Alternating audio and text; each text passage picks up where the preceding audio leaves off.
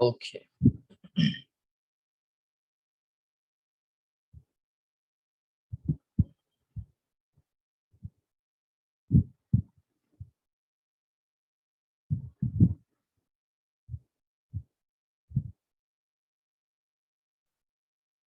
So in last class, I think we have studied about this one.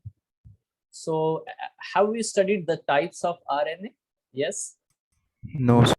No. So let's begin this one. So see, whenever we see that यहाँ पे जब भी बेटा हम लोग DNA के बारे में बात करते हैं तो मेन तो पॉइंट यहाँ पे हमें नोटिस करना होगा कि ये जो इतना जो लेंदी डीएनए होता है, the entire DNA which is present inside the what we can say where is that? Yes.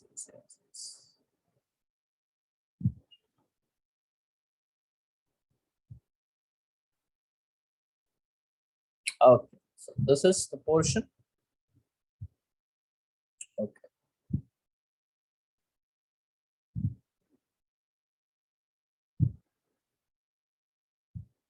Yes. So in last class we have talked about the rule, Chargaff's rule. Yes, है ना? तो हम लोगों ने last class में बच्चों चारगाफ्स rule के बारे में बात की थी.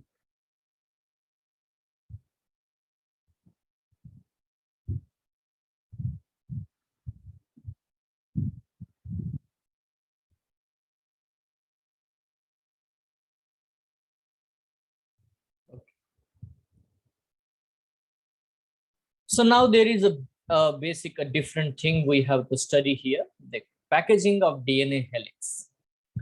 देखो एक बहुत ही सिंपल सा मुद्दा है जिसके बारे में हम बात करते हैं, वो ये है कि द ह्यूमन डीएनए, जैसे मैमेलियन जो भी सेल होता है उसमें जो भी डीएनए कंटेंट है उसका जो अमाउंट हम लोग बोल रहे हैं बेटा वो है 6.6 इंटू 10⁻⁹ बेस पेयर्स.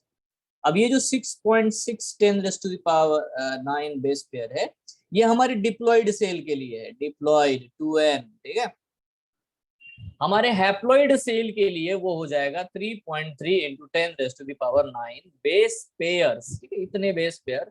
एक हमारे 23 सेट होता है, 23 क्रोमोसोम्स होते हैं, उनमें आपको देखने को मिलेगा. नाउ देखो उसकी लेंथ अगर हम लोग कैलकुलेट करना चाहे तो वो हो जाएगा 2.2 मीटर अप्रोक्सीमेटली. इतनी लेंथ है ना, हम लोग काउंट कर सकते हैं 2.2 मीटर. नाउ देखो अगर हम लोग ये चीज मतलब यहाँ मल्टीप्लाई करते हैं 6.6 इंटू 10⁻⁹ मल्टीप्लाइड बाय 0.34 इंटू 10⁻⁻⁹ मीटर्स पर बेस पेयर. तो देखो पर बेस पेयर जो डिस्टेंस है हम लोगों ने देखा था वो था 3.4 नैनोमीटर. ठीक है, तो इस तरह से अगर हम लोग देख लेते हैं तो हमें ये चीज देखने को मिलती है 3.4 नैनोमीटर नहीं 3.4 एंगस्ट्रॉन, 0.34 नैनोमीटर. तो 1 nanometre is equal to 10⁻⁻⁹ metre होता है. इसीलिए अगर हम लोग ये वैल्यू यूज करते हैं तो हमें मीटर में आंसर मिलेगा अप्रोक्सीमेटली. हमारे एंटायर सेल के जितना भी डीएनए है उसकी लेंथ होगी बेटा 2.2 metre.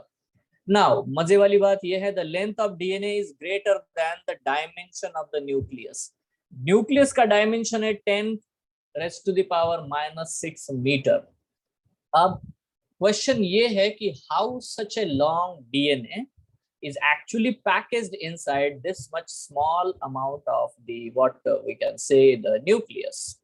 Okay, so hence the long polymer DNA is present in highly folded and packed from uniform in the nucleus. तो बड़ा न्यूक्लियस के अंदर ये पैक्ड फॉर्मेट में हमें देखने को मिलता है.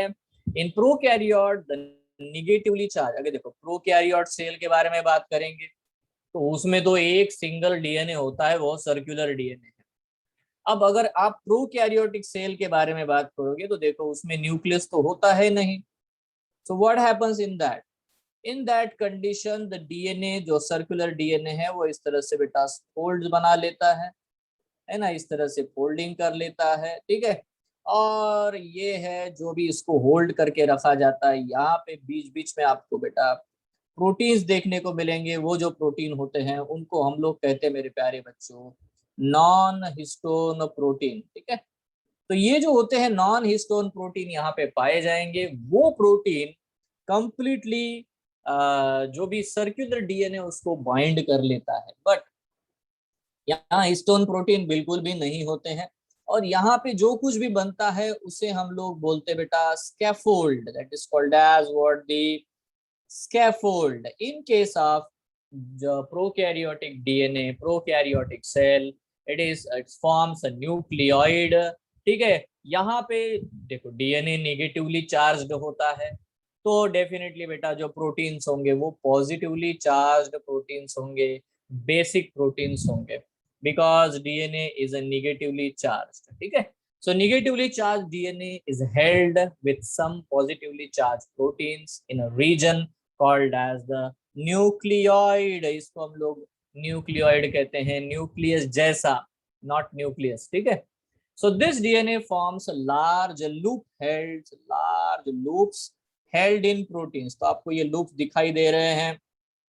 ठीक है, ऐसे बेटा सर्कुलर डीएनए को वो लूप्ड डीएनए में, जिसको हम स्कैफोल्ड बोलते हैं, उस फॉर्मेट में वो कन्वर्ट कर देता है। राइट नाउ देखो ये सर्कुलर डीएनए है प्रोकैरियोट्स का, उसमें कोई न्यूक्लियस नहीं है, न्यूक्लियस मेम्ब्रेन नहीं है, उसमें कोई हिस्टोन प्रोटीन्स नहीं है। That is what the point we have to understand, but this is not the same case in the eukaryotes. Eukaryote have something different. Main difference तो है कि DNA is linear, not circular. Yes or no? अरे eukaryotes का जो DNA है वो कैसा है बच्चों? यूकैरियोट्स का डीएनए लीनियर है। यस और no? It is linear DNA. Yes. Now suppose अगर हम लोग बात करते बच्चों यहाँ पे, तो packaging of DNA in eukaryotes कैसे होता होगा? तो मेनली यहाँ पे जो रोल आता है पॉजिटिवली चार्ज्ड, पॉजिटिवली देखो पॉजिटिवली चार्ज तो होगा ही because DNA is negatively charged. So positively charged basic proteins called as histone. देखो ये बेसिक होंगे, बेसिक प्रोटीन होगा, एसिडिक नहीं। So positively charged basic proteins called histones held with the DNA. DNA को पकड़ के रखते हैं। बट देखो मैं आपको एक क्वेश्चन का पहले से मतलब क्वेश्चन पूछ लेता हूँ कि इन द क्रोमोजोम में क्या क्या चीजें होती है, तो आपको आंसर देना है क्रोमोजोम कंसिस्ट ऑफ 4 कंपोनेंट्स।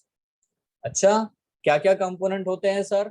उसमें होता है डीएनए, ओके वो तो ऑब्वियसली होगा ही, और होता है हिस्टोन, यस, और उसमें नॉन हिस्टोन भी होते हैं सर। अच्छा, ओ तो नॉन हिस्टोन दोनों में भी प्रेजेंट है? यस यस सर, दोनों में ही प्रेजेंट है, वो चाहे यूकैरियोटिक डीएनए हो चाहे प्रोकैरियोटिक डीएनए हो, both chromosomes have non histone, remember this, है ना? But histone is present only in the eukaryotic DNA. Yes, है ना?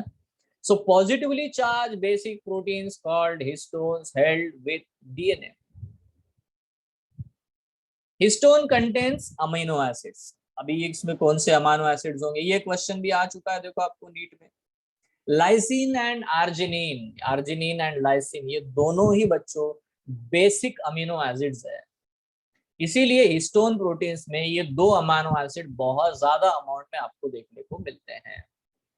ठीक है, that is what the point we have to understand. तो हिस्टोन में बेटा कौन से 2 अमीनो एसिड आपको ज्यादा अबंडेंटली दिखते हैं? The answer is lysine and arginine. Clear है? That is what the then the third point, 8 histone molecules. अब यहाँ पे 8 हिस्टोन मॉलिक्यूल्स आते हैं and of 4 different kinds, 4 अलग अलग टाइप है बेटा, 4 different kinds, namely 2 each, एक का नाम है H2A, एक का नाम है H2B, H3, H4, ऐसे 4 टाइप्स है, 4 टाइप्स, और हर एक के बेटा 2 मॉलिक्यूल्स है, मतलब है ना, इसके 2 मॉलिक्यूल्स, इसके 2 मॉलिक्यूल्स, इसके 2, तो टोटल हो गए बेटा 8। Yes, total 8 molecules. ठीक है, आर ऑर्गेनाइज्ड, है ना, organized to form a structure that is called as the histone octamer। तो बेटा एक हिस्टोन ऑक्टेमर बनता है। ठीक है, और ये हिस्टोन ऑक्टेमर जो है इस तरह से आपको यहाँ पे ये स्ट्रक्चर आपको दिखाया जा रहा है। दिस इज एन ये सर्कुलर जो स्ट्रक्चर आपको बीच में दिखाई देता है, ये एनसीईआरटी का डायग्राम है। ये जो है बेटा डेफिनेटली इसको हम लोग कहते हैं histone octamer. This is what the histone octamer, जो सेंट्रली लोकेटेड हमें दिखाई देता है ना। दिस इज व्हाट द, इसमें आपको नोटिस करना, ये जो चीज दिखाई जा रही है, ये जो बिल्कुल, ये देखो, ये ऑक्टेमर के ऊपर डीएनए कॉइल करना शुरू किया है। ठीक है, यहाँ से बेटा फिर से घूम करके फिर यहाँ पे देख लो, आपको दिखाई दे रहा है how this, okay. So again वापस आया है। तो एक है ना, एक आप प्लास्टिक का बॉल खरीद लो और उस प्लास्टिक के बॉल के ऊपर एक छोटा सा थ्रेड है ना, धागा, उसको एक बार कॉइल करो, दूसरी बार कॉइल करो, निकाल दो। इतना बेटा, ऐसा अरेंजमेंट आपको हिस्टोन ऑक्टेमर का जो बॉल होता है उसके ऊपर बेटा डीएनए कॉइल कर लेता है। So this is a DNA. तो ऑक्टेमर का जो बॉल बना हुआ है, सर्कुलर स्ट्रक्चर बना हुआ है, स्पेरिकल स्ट्रक्चर बना हुआ है, उसके ऊपर बच्चों ये कॉइल करता है डीएनए। बट प्रॉब्लम ये है, आपको मैं बोलता हूँ कि अगर आपने वैसा वो प्लास्टिक का बॉल है, उसके ऊपर वो धागा ऐसे बेटा एक बार फोल्ड करके छोड़ दिया, what will happen? What will happen? Obviously बेटा वो बॉल अलग निकल जाएगा, धागा अलग निकल जाएगा। ऐसा होगा कि नहीं होगा? यस और नो, है ना? रहेगा थोड़ी, वो तो फिक्स करना पड़ेगा। How you will fix it? एक क्लिप ले लो, क्लिप, और वो क्लिप इधर के डीएनए को होल्ड करके यहाँ से लेकर यहाँ तक बेटा, इधर जो है ना, जो धागा निकल रहा है, उसको टाइटली बेटा पैक कर दो बॉल के ऊपर, है ना। तब बनेगा बेटा एक पर्टिकुलर स्ट्रक्चर जो कि फिक्स्ड है। ठीक है, इस बेटा स्ट्रक्चर को हम लोग न्यूक्लियोसोम कहते हैं। और ये जो न्यूक्लियोसोम है, इसमें जो डीएनए कंटेंट आपको दिखाई देता है, मतलब ये जो टोटल डीएनए है ना, इसमें होते हैं टोटली बेटा 200 base pairs. It consist of the 200 base pairs. ठीक है, तो दी इट हैज 200 बेस पेयर्स। याद रखना, ये जो डीएनए कॉइल हो रहा है। तो बच्चों, क्वेश्चन पूछता हूं मैं आप सबसे, न्यूक्लियोसोम मॉलिक्यूल में कितने, जो डीएनए होता है उसमें कितने बेस पेयर होते हैं? What is the length of that DNA? The answer is पर न्यूक्लियोसोम 200 बेस पेयर्स। यस, कितना है? 200 base pairs. Now understand this, है ना। निगेटिवली चार्ज डीएनए है is wrapped around the positively charged histone octamer। ये अभी आपने देखा, ठीक है। To form a structure called nucleosome, उसको बोलते हैं न्यूक्लियोसोम। यहाँ नोटिस करना, एनसीईआरटी बहुत क्लियरली बोलती है ऑक्टेमर के ऊपर डीएनए, बस यही न्यूक्लियोसोम है। ठीक है, H1 जो आएगा, H1 हिस्टोन, वो लिंकर हिस्टोन है, वो लिंक करेगा, टाइटली ग्रिप करवाएगा। ठीक है, सो a typical nucleosome contains 200 base pair DNA helix। How many? 200 base pair DNA helix। मैं एक क्वेश्चन पूछता हूँ बेटा, आप आराम से इसका जवाब दो। मान लेते बेटा मेरे पास में 9 न्यूक्लियोसोम्स है, 9 nucleosomes. So can you tell me the length of the DNA? I have a 9 nucleosomes. What is the length of the DNA? Length of the DNA in base pairs. The answer is very simple. 9 multiplied by 200, because every nucleosome consists of 200 base pairs. Everyone got it? अरे question समझ में आया? ठीक है, अगर 9 nucleosomes है, 9 nucleosome, if we have a 9 nucleosomes, so what is the length of the DNA? 9 into 200 base pairs. Yes, yes everyone, clear? Yes. आसान question है, बहुत इजी क्वेश्चन है। So according to, if you, मतलब ऐसा भी question आपको आ सकता है ना, इसके चांसेस है। सो 200 base pair of DNA helix, the nucleosome constitutes the repeating unit of a structure in a nucleus called a chromatin। देखो, अब यहाँ पे आपको समझ में आया कि न्यूक्लियोसोम एक्चुअली है क्या। Nucleosome is a basic unit of a chromatin. Chromatin क्या है भाई? क्रोमेटिन का क्या मतलब होता है? देखो, जब भी आप माइक्रोस्कोप में देखोगे, है ना, कलर करके अगर जब आप देखते हो, तो आपको देखने को मिलता है बेटा एक बीडेड स्ट्रिंग लाइक अपीयरेंस। ये जो आपको दिखाया जा रहा है, ये बीडेड स्ट्रिंग लाइक अपीयरेंस आपको देखने को मिलेगा। इसी को हम लोग क्रोमेटिन कहते हैं, जो कि हमें इंटरफेज में देखने को मिलता है। क्रोमेटिन, क्रोमोसोम कभी इंटरफेज में होता ही नहीं है, फर्स्ट ये पहले तो समझो, जब क्रोमोसोम बनेगा वो होगी स्टेज बेटा, मतलब प्रॉपर 100% कंडेंस्ड क्रोमोसोम आपको मेटाफेज स्टेज में देखने को मिलता है। यस और नो, ये बताया अभी मैंने, अभी सेल साइकिल के रिवीजन में भी आपको बताया अभी जस्ट, कि क्रोमोसोम, मोनैड, डायड, ये जो कुछ भी आपको दिखेगा वो आपको मेटाफेज स्टेज में जाके क्लियर दिखेगा। मतलब जब डिवीजन में होगा सेल तभी बेटा आपको क्रोमोसोम दिखता है, अदरवाइज सेल में होता है क्रोमैटिन। यस एवरीवन, क्लियर है ना? बट चाहे क्रोमैटिन हो चाहे जो हो, न्यूक्लियोसोम जरूर होगा, nucleosome will be there. So now the nucleosome is in a chromatin are seen as a beads on a string। एक स्ट्रिंग के ऊपर बहुत सारे बीड्स आपको ऐसे दिखाई देगा वो। So DNA connecting adjacent nucleosome is known as a linker DNA। अब बाकी जो भी होता है, मतलब जो भी डीएनए है ना न्यूक्लियोसोम को कनेक्ट कर रहा है, मतलब ऑक्टेमर ऑक्टेमर के बीच में जितना डीएनए होगा उसे हम लोग लिंकर डीएनए कहते हैं। और उसके साथ एसोसिएटेड जो प्रोटीन होता है ना, उसको H1 प्रोटीन कहते हैं। H1 is one another type of the histone. तो H1 protein is an linker histone, ठीक है, ये ऑक्टेमर वाला नहीं है, ये लिंकर हिस्टोन है। मतलब लिंकर डीएनए और H1, तो अभी हम लोग डायग्राम देखेंगे तो उसमें भी क्लियरली देखने को मिलेगा। नाउ देखो, इंपॉर्टेंट पॉइंट है यार, यही क्रोमैटिन फाइबर जो है are further coiled and condensed at metaphase stage. ठीक है, फाइनल तो मेटाफेज स्टेज में आपको देखने का मिलेगा। अब cell division to form chromosome. अब नाउ देखो यहाँ पे इंपॉर्टेंट है बेटा, what is the diameter of whatever may be the distance between the two strand is 2 nanometre. मतलब अगर आप डायमीटर भी देखोगे, वो जो सर्कल होता है छोटा सा, दो स्ट्रैंड के बीच का डिस्टेंस वो है, वो 2 नैनोमीटर है, 20 एंगस्ट्रॉम। और पता है क्रोमोसोम जब बनता है, जब क्रोमोसोम बनता है तो जो सिस्टर क्रोमैटिड होती है, क्रोमैटिड, उसका जो डायमीटर होता है वह होता है 1400 नैनोमीटर। मतलब ये है ना, ये एफिशिएंसी है बेटा कंडेंसेशन की। ठीक है, नाउ यहाँ पे देखो, the packaging of chromatin at a higher level requires additional set of proteins. तो सिर्फ हिस्टोन से होता नहीं है, हिस्टोन क्रोमैटिन में होगा, बट जब क्रोमोसोम बनेगा, ठीक है, तो उसमें collectively referred as a non histone chromosomal protein, NHC proteins. तो वहां पे बेटा आपको नॉन हिस्टोन प्रोटीन्स भी देखने को मिलेंगे। तो वैसे भी मैंने यहाँ पे लिखा हुआ है, आप देख सकते हो कि एक एंटायर जो क्रोमोसोम बन जाता है तो उसमें क्या चीजें होती है। हमारी एनसीईआरटी भी लिखती है, ये बड़ा ध्यान से सुनना है कि क्रोमोसोम में सिर्फ डीएनए और हिस्टोन नहीं होता, chromosome consist of all 4 things. DNA भी है, हिस्टोन भी है, आरएनए भी है, और बेटा नॉन हिस्टोन प्रोटीन्स भी है। All this things are there, so be carefully, बड़ा सही ढंग से आंसर देने का है।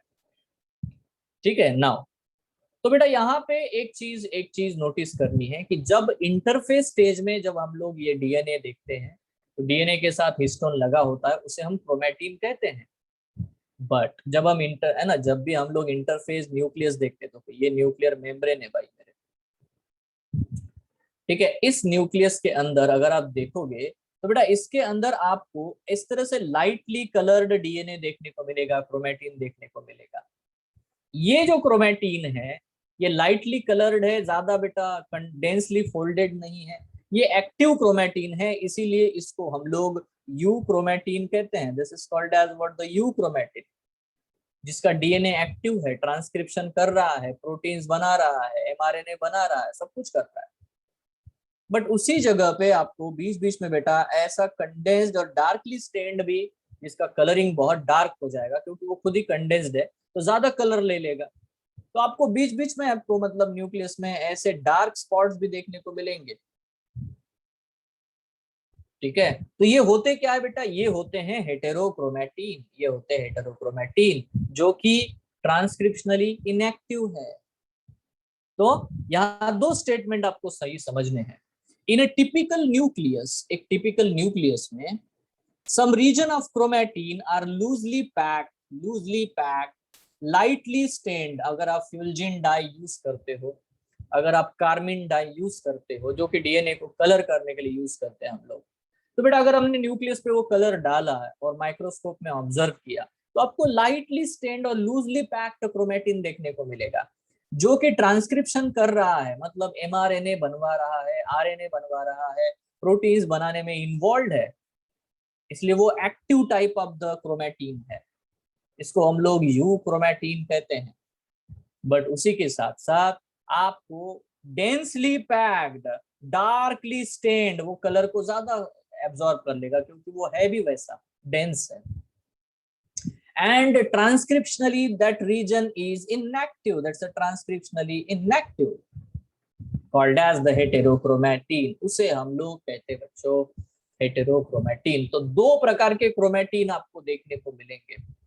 नाउ ये सेल ये चैप्टर का है, यू क्रोमेटिन, हेटेरोक्रोमेटिन। देखो हेटेरोक्रोमेटिन के भी दो टाइप होते हैं, कंस्टिट्यूटिव हेटेरोक्रोमेटिन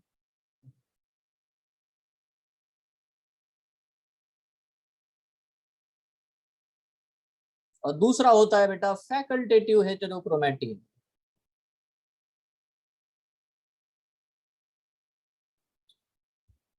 ठीक है, कंस्टिट्यूटिव हेटेरोक्रोमेटिन क्या होते हैं, वो हमेशा ही रहेगा, मतलब आप कोई भी न्यूक्लियस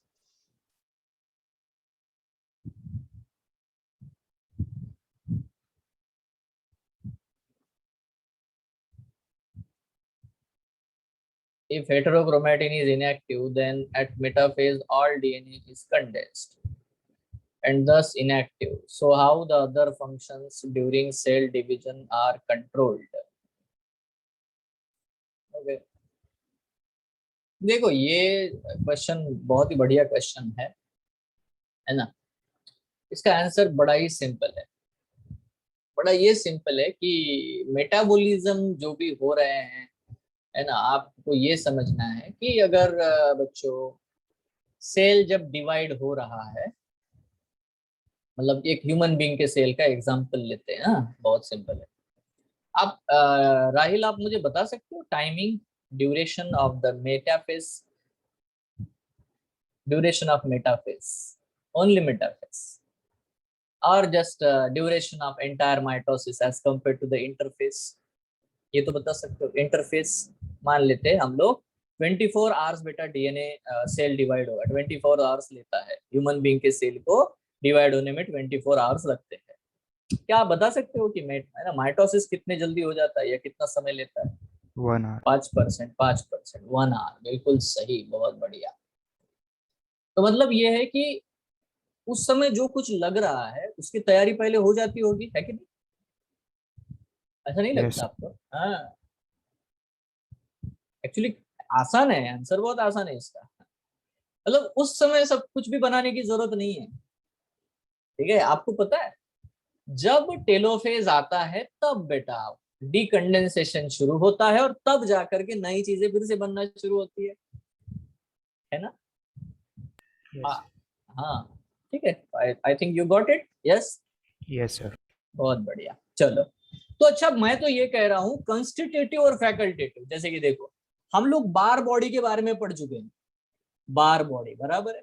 तो बेटा मेल में तो कभी भी बार बॉडी होती नहीं है, मतलब अगर एक एक्स्ट्रा एक्स क्रोमोसोम है तो ही बेटा उसका कंडेंसेशन होता है। मतलब जब बार बॉडीज होती है वो फैकल्टेटिव हेटेरोक्रोमेटिन है। फैकल्टेटिव मतलब वो कभी कभी देखने को मिलेगा। सही बात, सबको समझ में आ रही बात है? कंस्टिट्यूटिव का मतलब है हमारा बहुत सारा ऐसा डीएनए होता है जिसकी एक्चुअली हमें जरूरत नहीं होती, डीएनए का पोर्शन होता है जिसकी हमें एक्चुअली जरूरत नहीं होती, वो है बस, ठीक है, पास्ट से हमारे साथ में जुड़ा हुआ है। तो ये जो ऐसा अमाउंट ऑफ डीएनए होता है ये बेटा क्योंकि उसकी जरूरत नहीं है इसीलिए वो फोल्ड होकर के ही रहता है हमेशा। तो जो बेटा हमेशा रहे, ऑलवेज ऑलवेज इनएक्टिव रहे, ठीक है, उसको हम लोग बोलते हैं कंस्टिट्यूटिव, है ना, type of the what we can say हेटेरोक्रोमेटिन।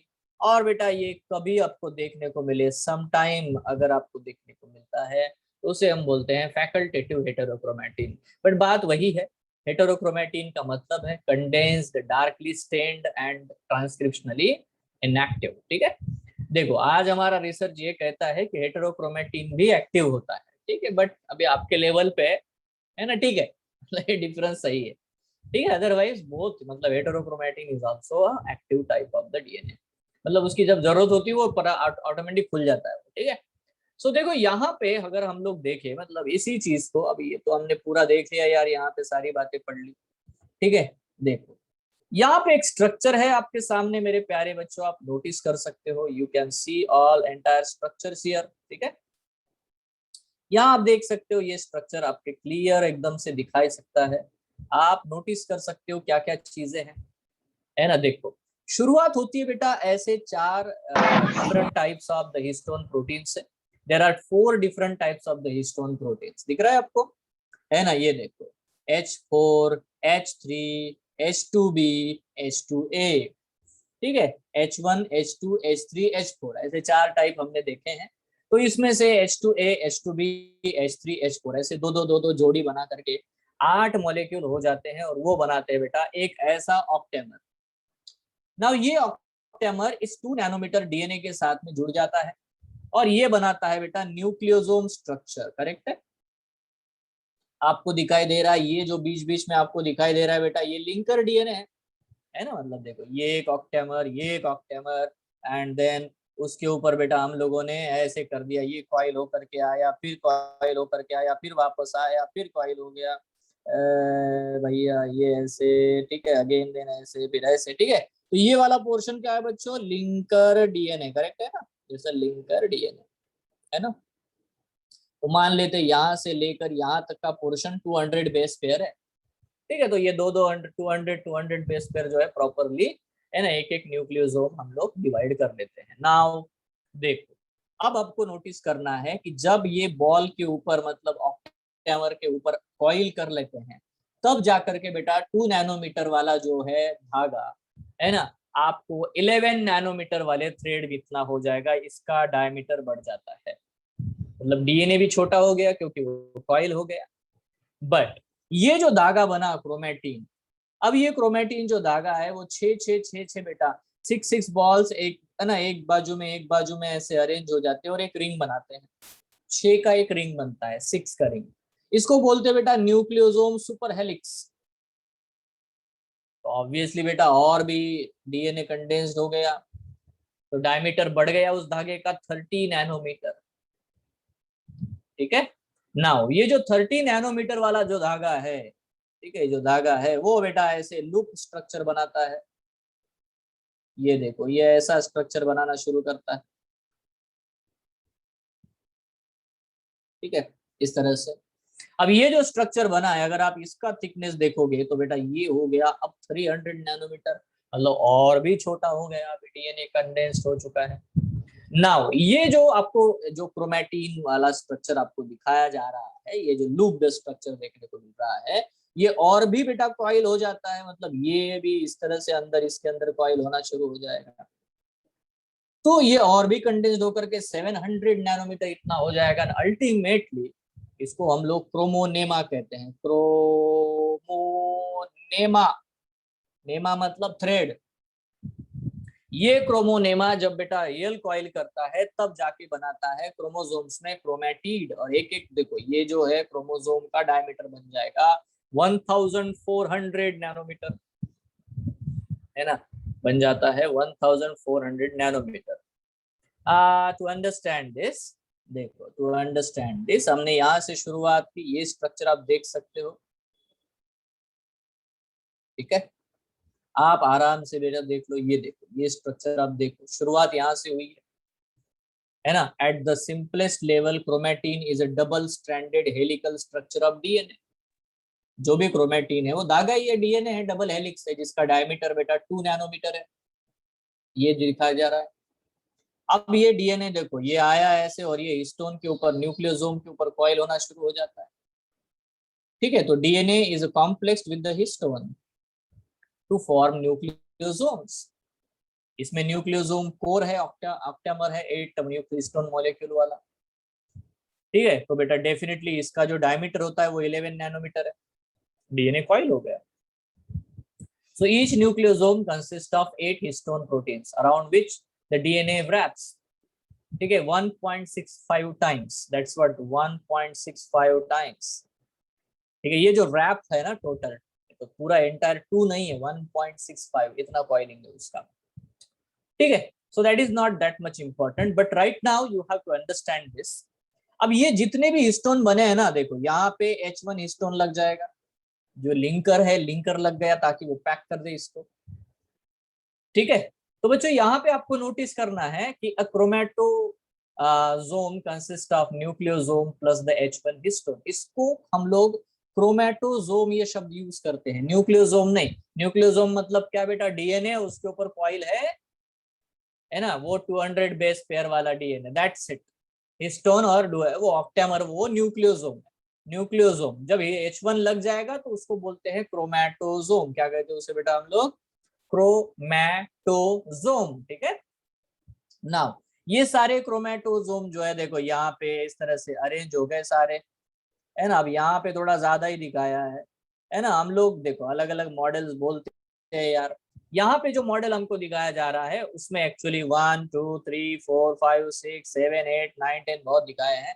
तो बेटा 6 यहाँ पे आपको जब भी क्वेश्चन आएगा, मतलब एम्स में क्वेश्चन आया था, तो आंसर है बेटा 6।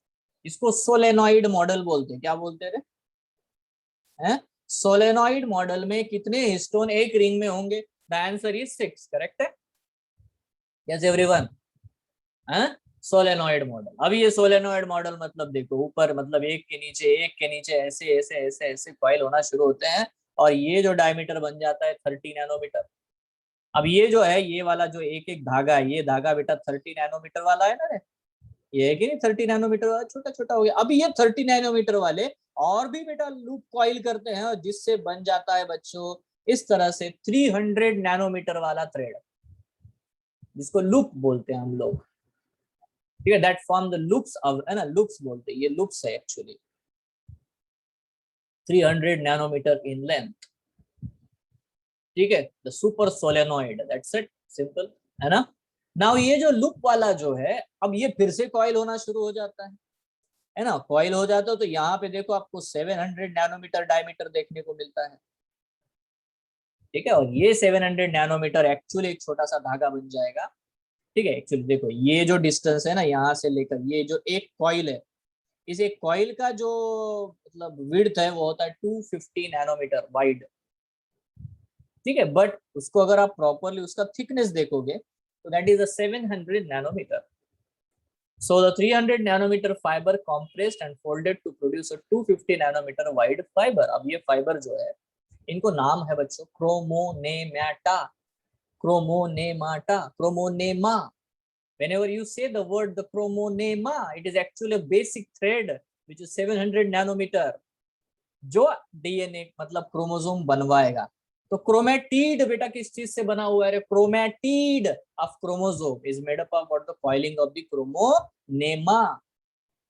क्रोमोनेमा किससे बना है? वो जो सुपर सोलेनॉइड लूप है 300, उससे बना है। 300 वाला किससे बना है? सोलेनॉइड से बना है, जिसमें 6 रिंग अरेंज होते हैं। ठीक है, उसमें से है ना एक को निकालो तो एक है क्रोमेटोजोम, है ना, जिसमें ऑक्टेमर है, 200 बेस पेयर वाला डीएनए है, लिंकर डीएनए है, लिंकर प्रोटीन है, सब है। क्रोमेटोजोम में से अगर आप हिस्टोन निकाल दो, H1 हिस्टोन निकाल दो, तो क्या बचता है बेटा? न्यूक्लियोसोम। और न्यूक्लियोसोम में से अगर बेटा आप पूरा ऑक्टेमर निकाल दो तो बचता है डीएनए। तो I hope it is very very clear to you all, yes और नो? यस बच्चों, है ना। Yes, sir. तो बेटा जो फाइनल आपको ये डायड दिखाई दे रहा है यार, मतलब ये है ना सोचने वाली बात है। ठीक है, तो इस तरह से वो कंडेंस्ड होता है। मतलब आप देखोगे, मतलब कहीं साउथ इंडिया में ऐसी साड़ी मिलती है ना, जो बहुत बड़ी होती है साड़ी है, बट वो एक छोटे से माचिस के डिब्बे में भरी जाती है।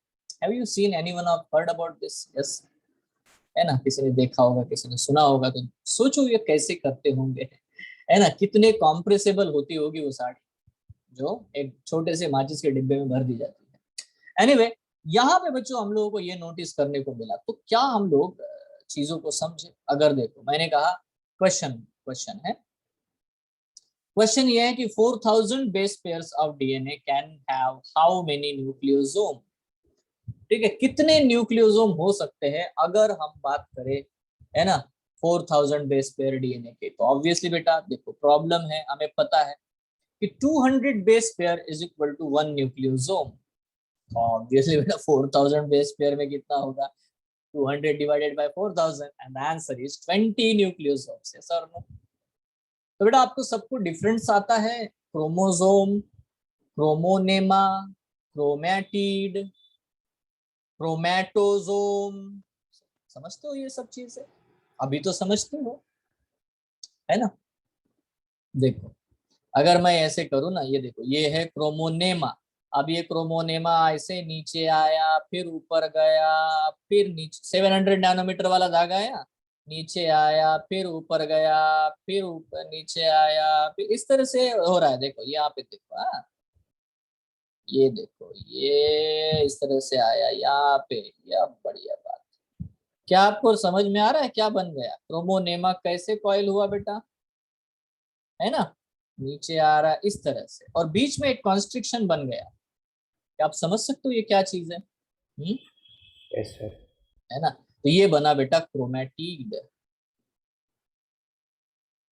तो जब ये क्रोमैटिन है ना, ये मोनोइड बना डेफिनेटली, बट वो किस चीज से बना? ये एक सिंगल क्रोमैटिड किस चीज से किससे कॉइलिंग से बना है?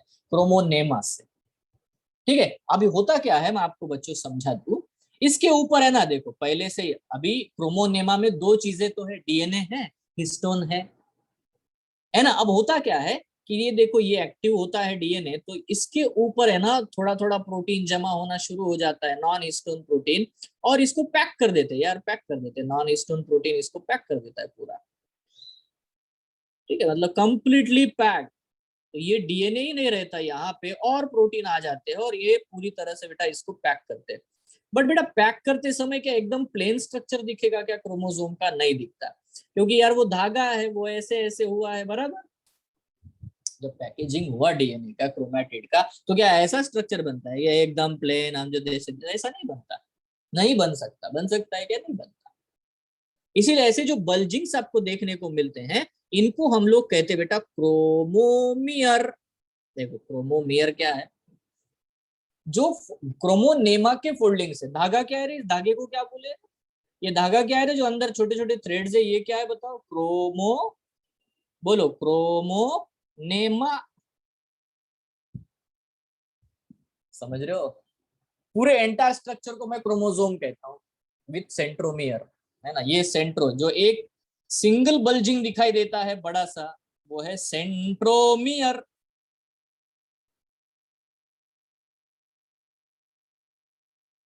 बाकी जो छोटे छोटे छोटे छोटे बाकी जितने बल्जिंग दिखाई देते हैं वो होते हैं क्रोमोमियर।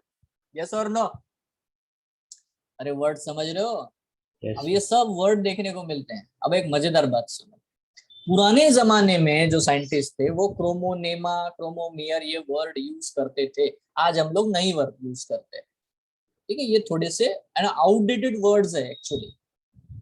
ठीक है, आज हम लोग डायरेक्टली बेटा है ना इस तरह से फाइबर फाइबर सोलेनॉइड ये सब क्रोमैटिड यही वर्ड यूज करते हैं। Be careful about this.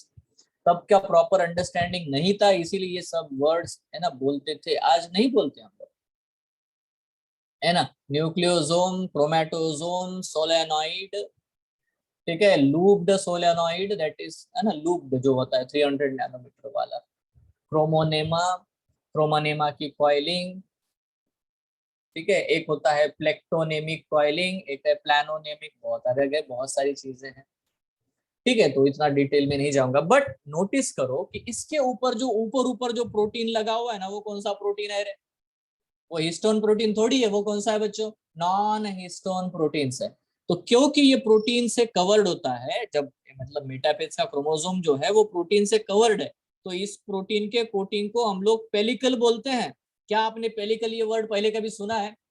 Yes sir. Euglenophyta, euglenoids. Euglena के ऊपर सेल वॉल नहीं होता, उसके ऊपर बेटा प्रोटीन का कोटिंग होता है सेल वॉल की जगह पे, उसे हम पेलिकल कहते हैं। सेम वे यहाँ पे भी पेलिकल ये वर्ड है, क्रोमोसोम के ऊपर जो प्रोटीन का कोटिंग है उसको हम पेरिकल कहते हैं, ताकि उसको उसका जो इंटैक्ट स्ट्रक्चर बना हुआ है वो सेल डिवीजन के वक्त टूट ना जाए। अरे समझ में आ रहा है क्या है? Yes everyone. अब Yes. इसके, हाँ, जब ये अब डीएनए बन रहा था तब ये डीएनए तो एक्टिव था, तो जो जो आरएनए बने ना बच्चों, जो जो आरएनए बने उससे निकल ही नहीं पाए दूर, वो फंस गए बीच में। जो जो आरएनए बने ना वो यहीं अंदर फंस गए।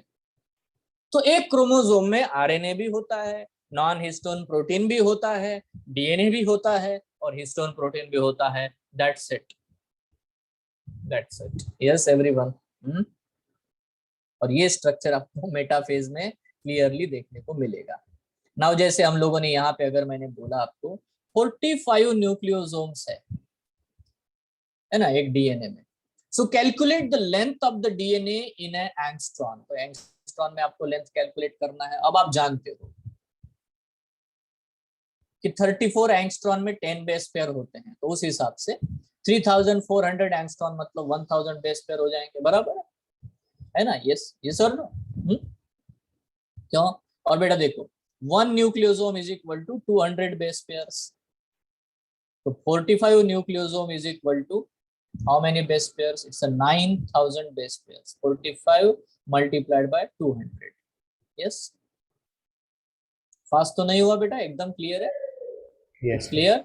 अच्छा, देखो 45 न्यूक्लियोसोम है तो डेफिनेटली बेटा बेस पेयर मुझे मिलते हैं 9000 base pairs. It's simple, why? Because पर न्यूक्लियोसोम 200 बेस पेयर्स। नाउ आप ये जानते हो पहले से ही कि 1000 बेस पेयर मतलब होता है 3400 angstrom length of the DNA. So what should be the length of the DNA? 30600 angstrom. Are you sure? Yes or no? है ना? जब करके देखो तो याद आ जाएगा आंसर।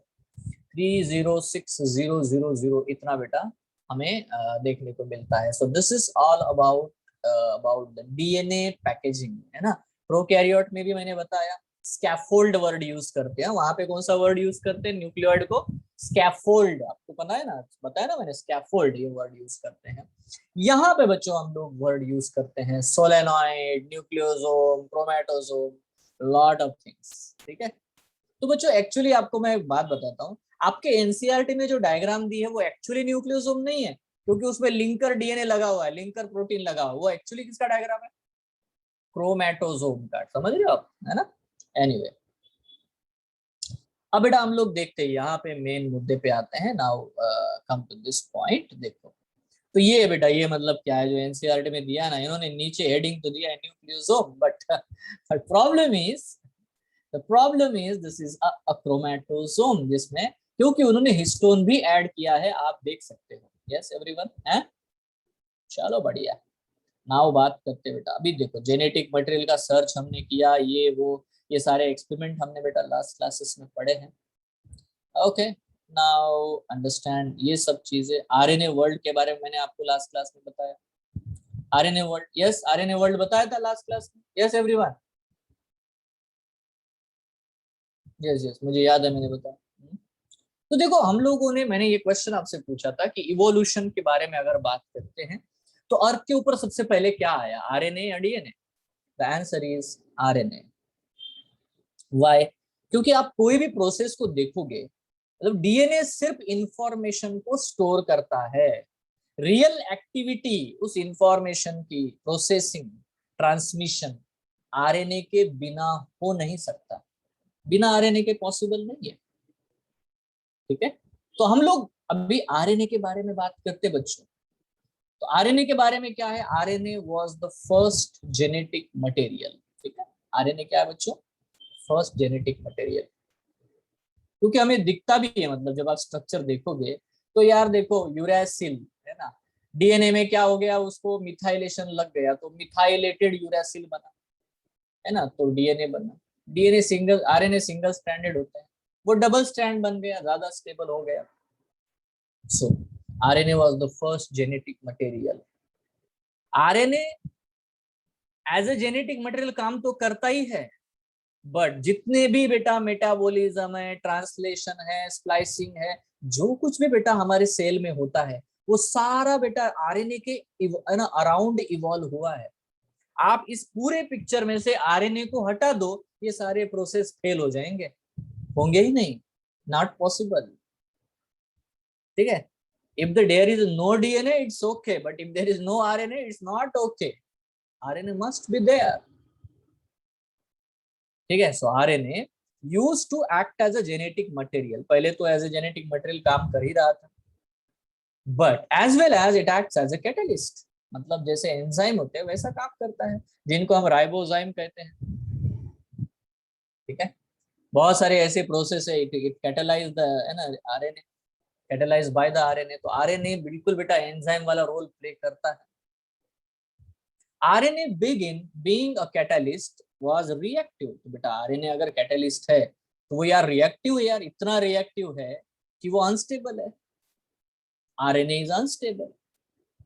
सो बेटा क्या कोई अनस्टेबल मॉलिक्यूल है ना as a genetic material use किया जा सकता है? तो आंसर है नहीं। तो फिर इसी RNA ने खुद को मॉडिफाई किया। ये RNA जो सिंगल स्ट्रैंडेड होते हैं ये डबल स्ट्रैंडेड बन गया, हाइड्रोजन बॉन्डिंग ने स्टेबिलिटी लाई। जो यूरेसिल है उसके ऊपर मिथाइल ग्रुप लगाया गया। मैं आगे चल करके ये बताऊंगा आपको कि मिथाइलेशन कैसे स्टेबिलिटी लाता है, how it brings the stability. मतलब सिर्फ अगर आप किसी भी नाइट्रोजनस बेस के ऊपर कहीं पे मिथाइल ग्रुप लगा दोगे तो बेटा एंजाइम्स उसको डिटेक्ट नहीं कर पाते। सो methylation gives extra stability.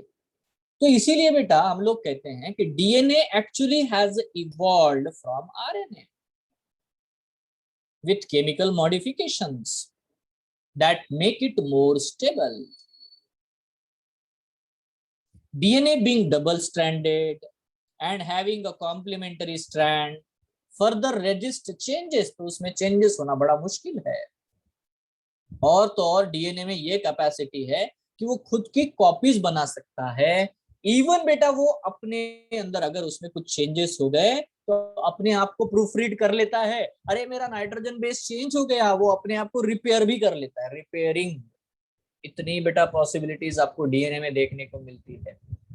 But ये डीएनए खुद से कर पाता है क्या अकेले? नहीं, उसे चाहिए आरएनए की हेल्प, है ना। It is everything is actually evolve. मैं सिंपल लैंग्वेज में बोलूं, DNA is actually and modified RNA. वो आरएनए ही है यार, बस उसमें सेकेंड कार्बन के ऊपर का OH ग्रुप हटा दिया to become make it less reactive. उसका जो यूरासिल है जो कि बहुत रिएक्टिव होता है उसके, है ना, उसको यूरासिल को मिथाइल ग्रुप लगा दिया तो बन गया थाइमिन। और तो और क्योंकि नाइट्रोजनस बेस अगर ओपन रहे तो ज्यादा रिएक्टिविटी करते हैं, इसलिए डबल स्ट्रैंड बना करके प्रोटेक्ट कर दिया इंफॉर्मेशन को। ठीक है, मजेदार बात सुनो, देखो डीएनए में 2 स्ट्रैंड होते हैं, है ना, ये मैं बाद में भी है ना मैं एक्सप्लेन करूंगा। अभी 2 स्ट्रैंड होते हैं डीएनए, ये मान लेते हैं 5'3', ये है 3'5', ये एंटी पैरेलल है। तो बेटा इसमें से कोई एक स्ट्रैंड ही जीन होता है, दूसरा नहीं। आप समझ रहे हो? दूसरा तो उसे प्रोटेक्ट कर रहा है। Are you getting this? है, अरे दोनों जीन थोड़ी होंगे ना, दोनों के सीक्वेंस उल्टे पड़े जाते हैं, because DNA always read from 5 to 3'। अगर आप इसको पढ़ रहे हो तो ये उसका प्रोटेक्टर है। ठीक है, सो ये क्या चीजें हैं मैं बाद में आपको आज या नेक्स्ट क्लास में आपके सामने आ ही जाएगा। जैसे मैं ट्रांसक्रिप्शन पढ़ाऊंगा तो इसके बारे में सबसे पहले बात करेंगे। सर डीएनए में 2 स्ट्रैंड होते हैं तो एक्चुअली जीन कौन सा है, प्रोटीन कौन सा सीक्वेंस बनाएगा, ये वाले डीएनए को पढ़ के बनाएगा इधर वाले टाइम, ये सब हमें समझना है। क्वेश्चन समझ में आया क्या बच्चों? अरे क्वेश्चन समझ में आया? यस है ना, तो ये बहुत ही बढ़िया क्वेश्चन है यार। मतलब यार है कौन सा, दोनों 2 स्ट्रैंड है तो दोनों तो जीन नहीं हो सकते, दोनों नहीं है, कोई एक ही होगा। सर, हाँ, अगर वो नीचे से करेंगे तो नीचे के 5 से तो मैंने क्या कहा, आप 5 to 3 रीड कर रहे हो उसको, आप किसी भी स्ट्रैंड को पढ़ लो। मैंने कहा अगर आप इसको पढ़ते हो तो ये उसका प्रोटेक्टर है, करेक्ट है? Yes sir. मैंने ये नहीं कहा कि यही है, मैंने ये कहा कि अगर आप ये इसको मानते हो जीन है तो ये उसका बेटा प्रोटेक्टर है, दैट्स इट। ठीक है, तो इस तरह से इंफॉर्मेशन को प्रोटेक्ट किया जाता है, otherwise it is an modified RNA. तो चलो हम बात करते हैं बेटा आरएनए की।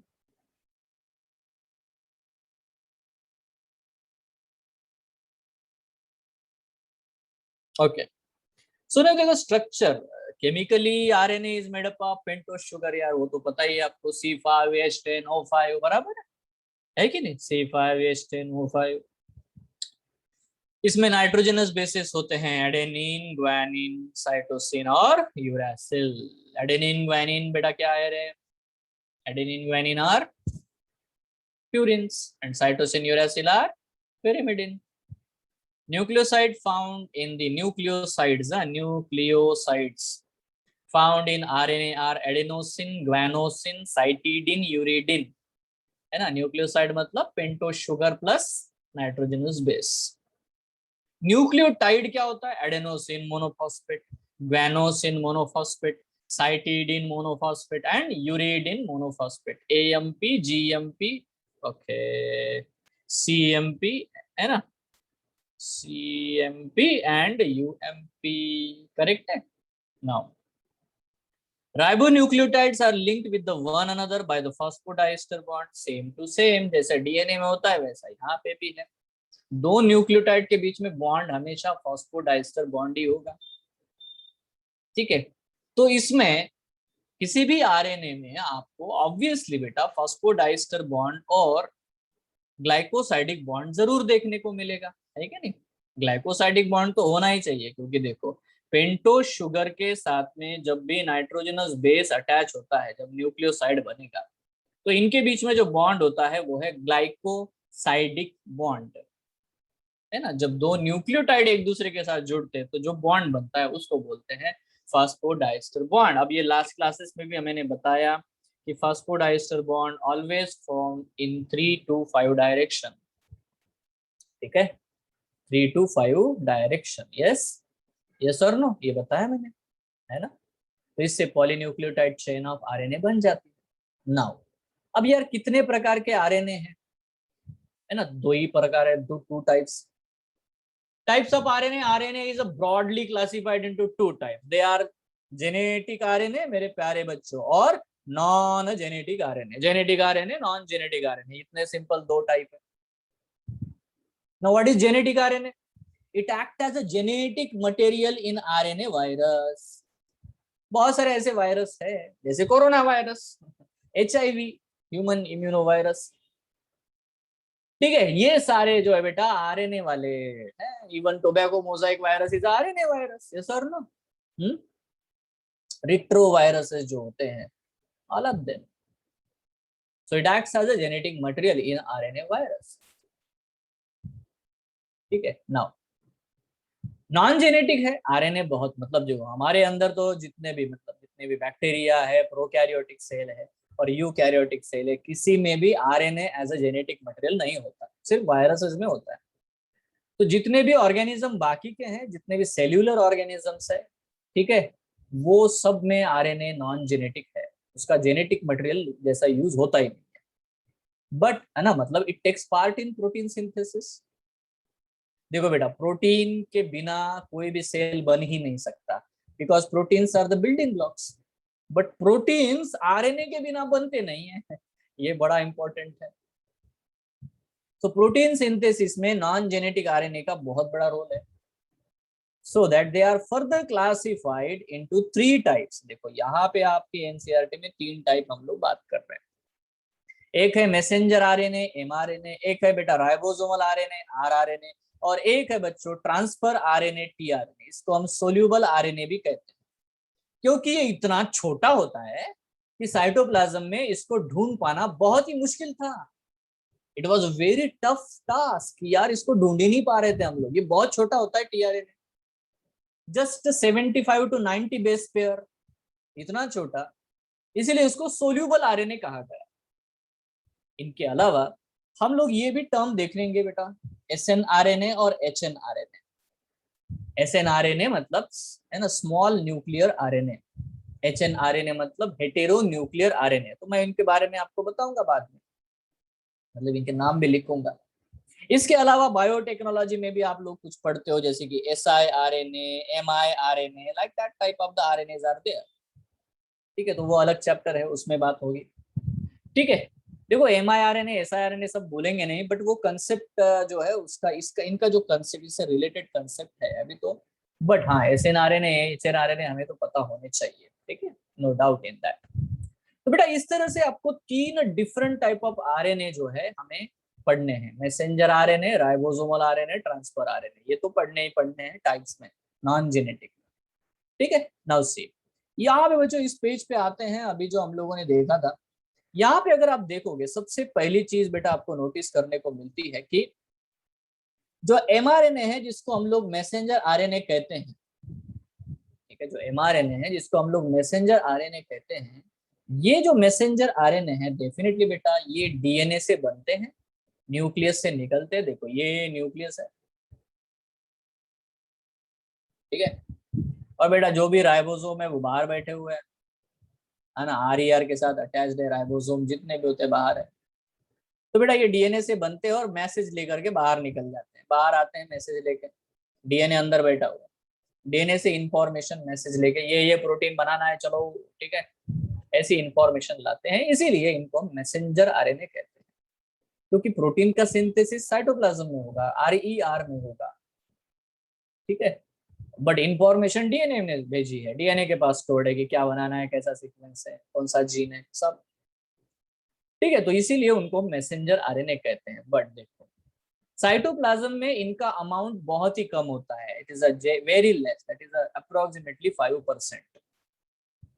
ऐसा इसीलिए ये बनते बहुत ज्यादा है, बहुत ज्यादा बनाए जाते हैं, बट प्रॉब्लम ये है कि जैसे ये बनते हैं, जैसे ही इनका प्रोटीन सिंथेसिस में रोल हो जाता है, इनको खत्म कर दिया जाता है ना, ज्यादा भीड़ नहीं जमाई जाती, जितना उनका प्रोटीन बनाना है उतना बना करके फिर उसको बेटा डिस्ट्रक्ट कर दिया जाता है। इसीलिए आपको कभी भी सेल के साइटोप्लाज्म में एमआरएनए का परसेंटेज ज्यादा नहीं दिखाई देगा, ठीक है, दे आर ऑलवेज, है ना, यूज एंड थ्रो ऐसा होता है मैसेंजर आरएनए, तू मैसेज लाया, पोस्टमैन आया, है ना, लेटर लिया, आप चल भाग, ऐसा है, वो घर में थोड़ी बिठा के रखेंगे उसको, दैट्स इट, ठीक है। दूसरा, अब ये जो होते हैं mRNA, messenger RNA, they are always single stranded, always.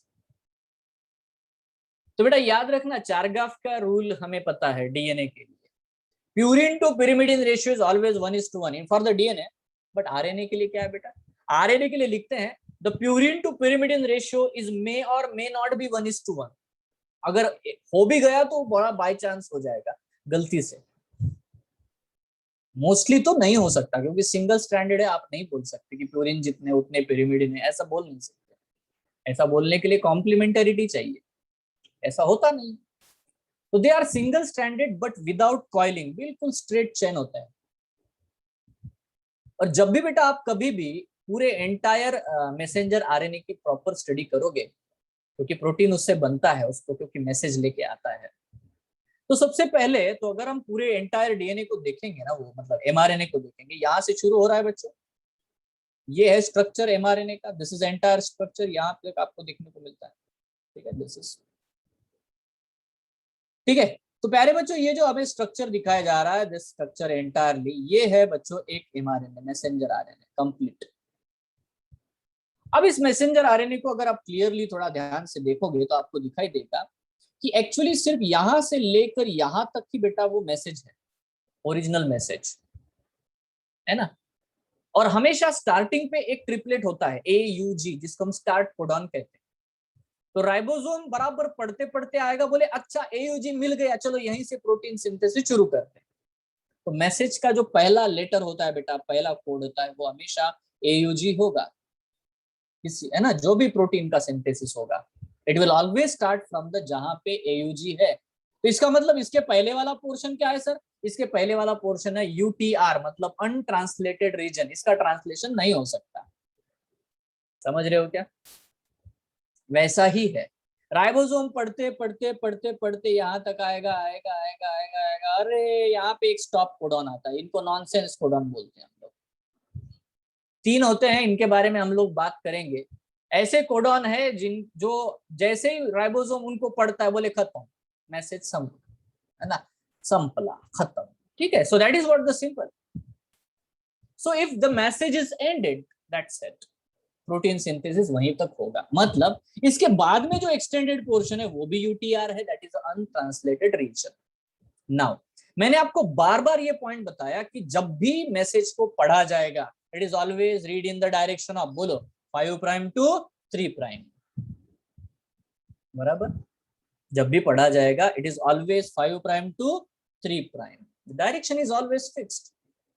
कहां से शुरू होगा, ये देखो, ये राइबोसोम है, यहाँ पे आया, ओ बोले एयूजी मिला, चलो तो यहाँ से यहाँ तक की कॉपी बनाओ भाई, प्रोटीन बनाओ।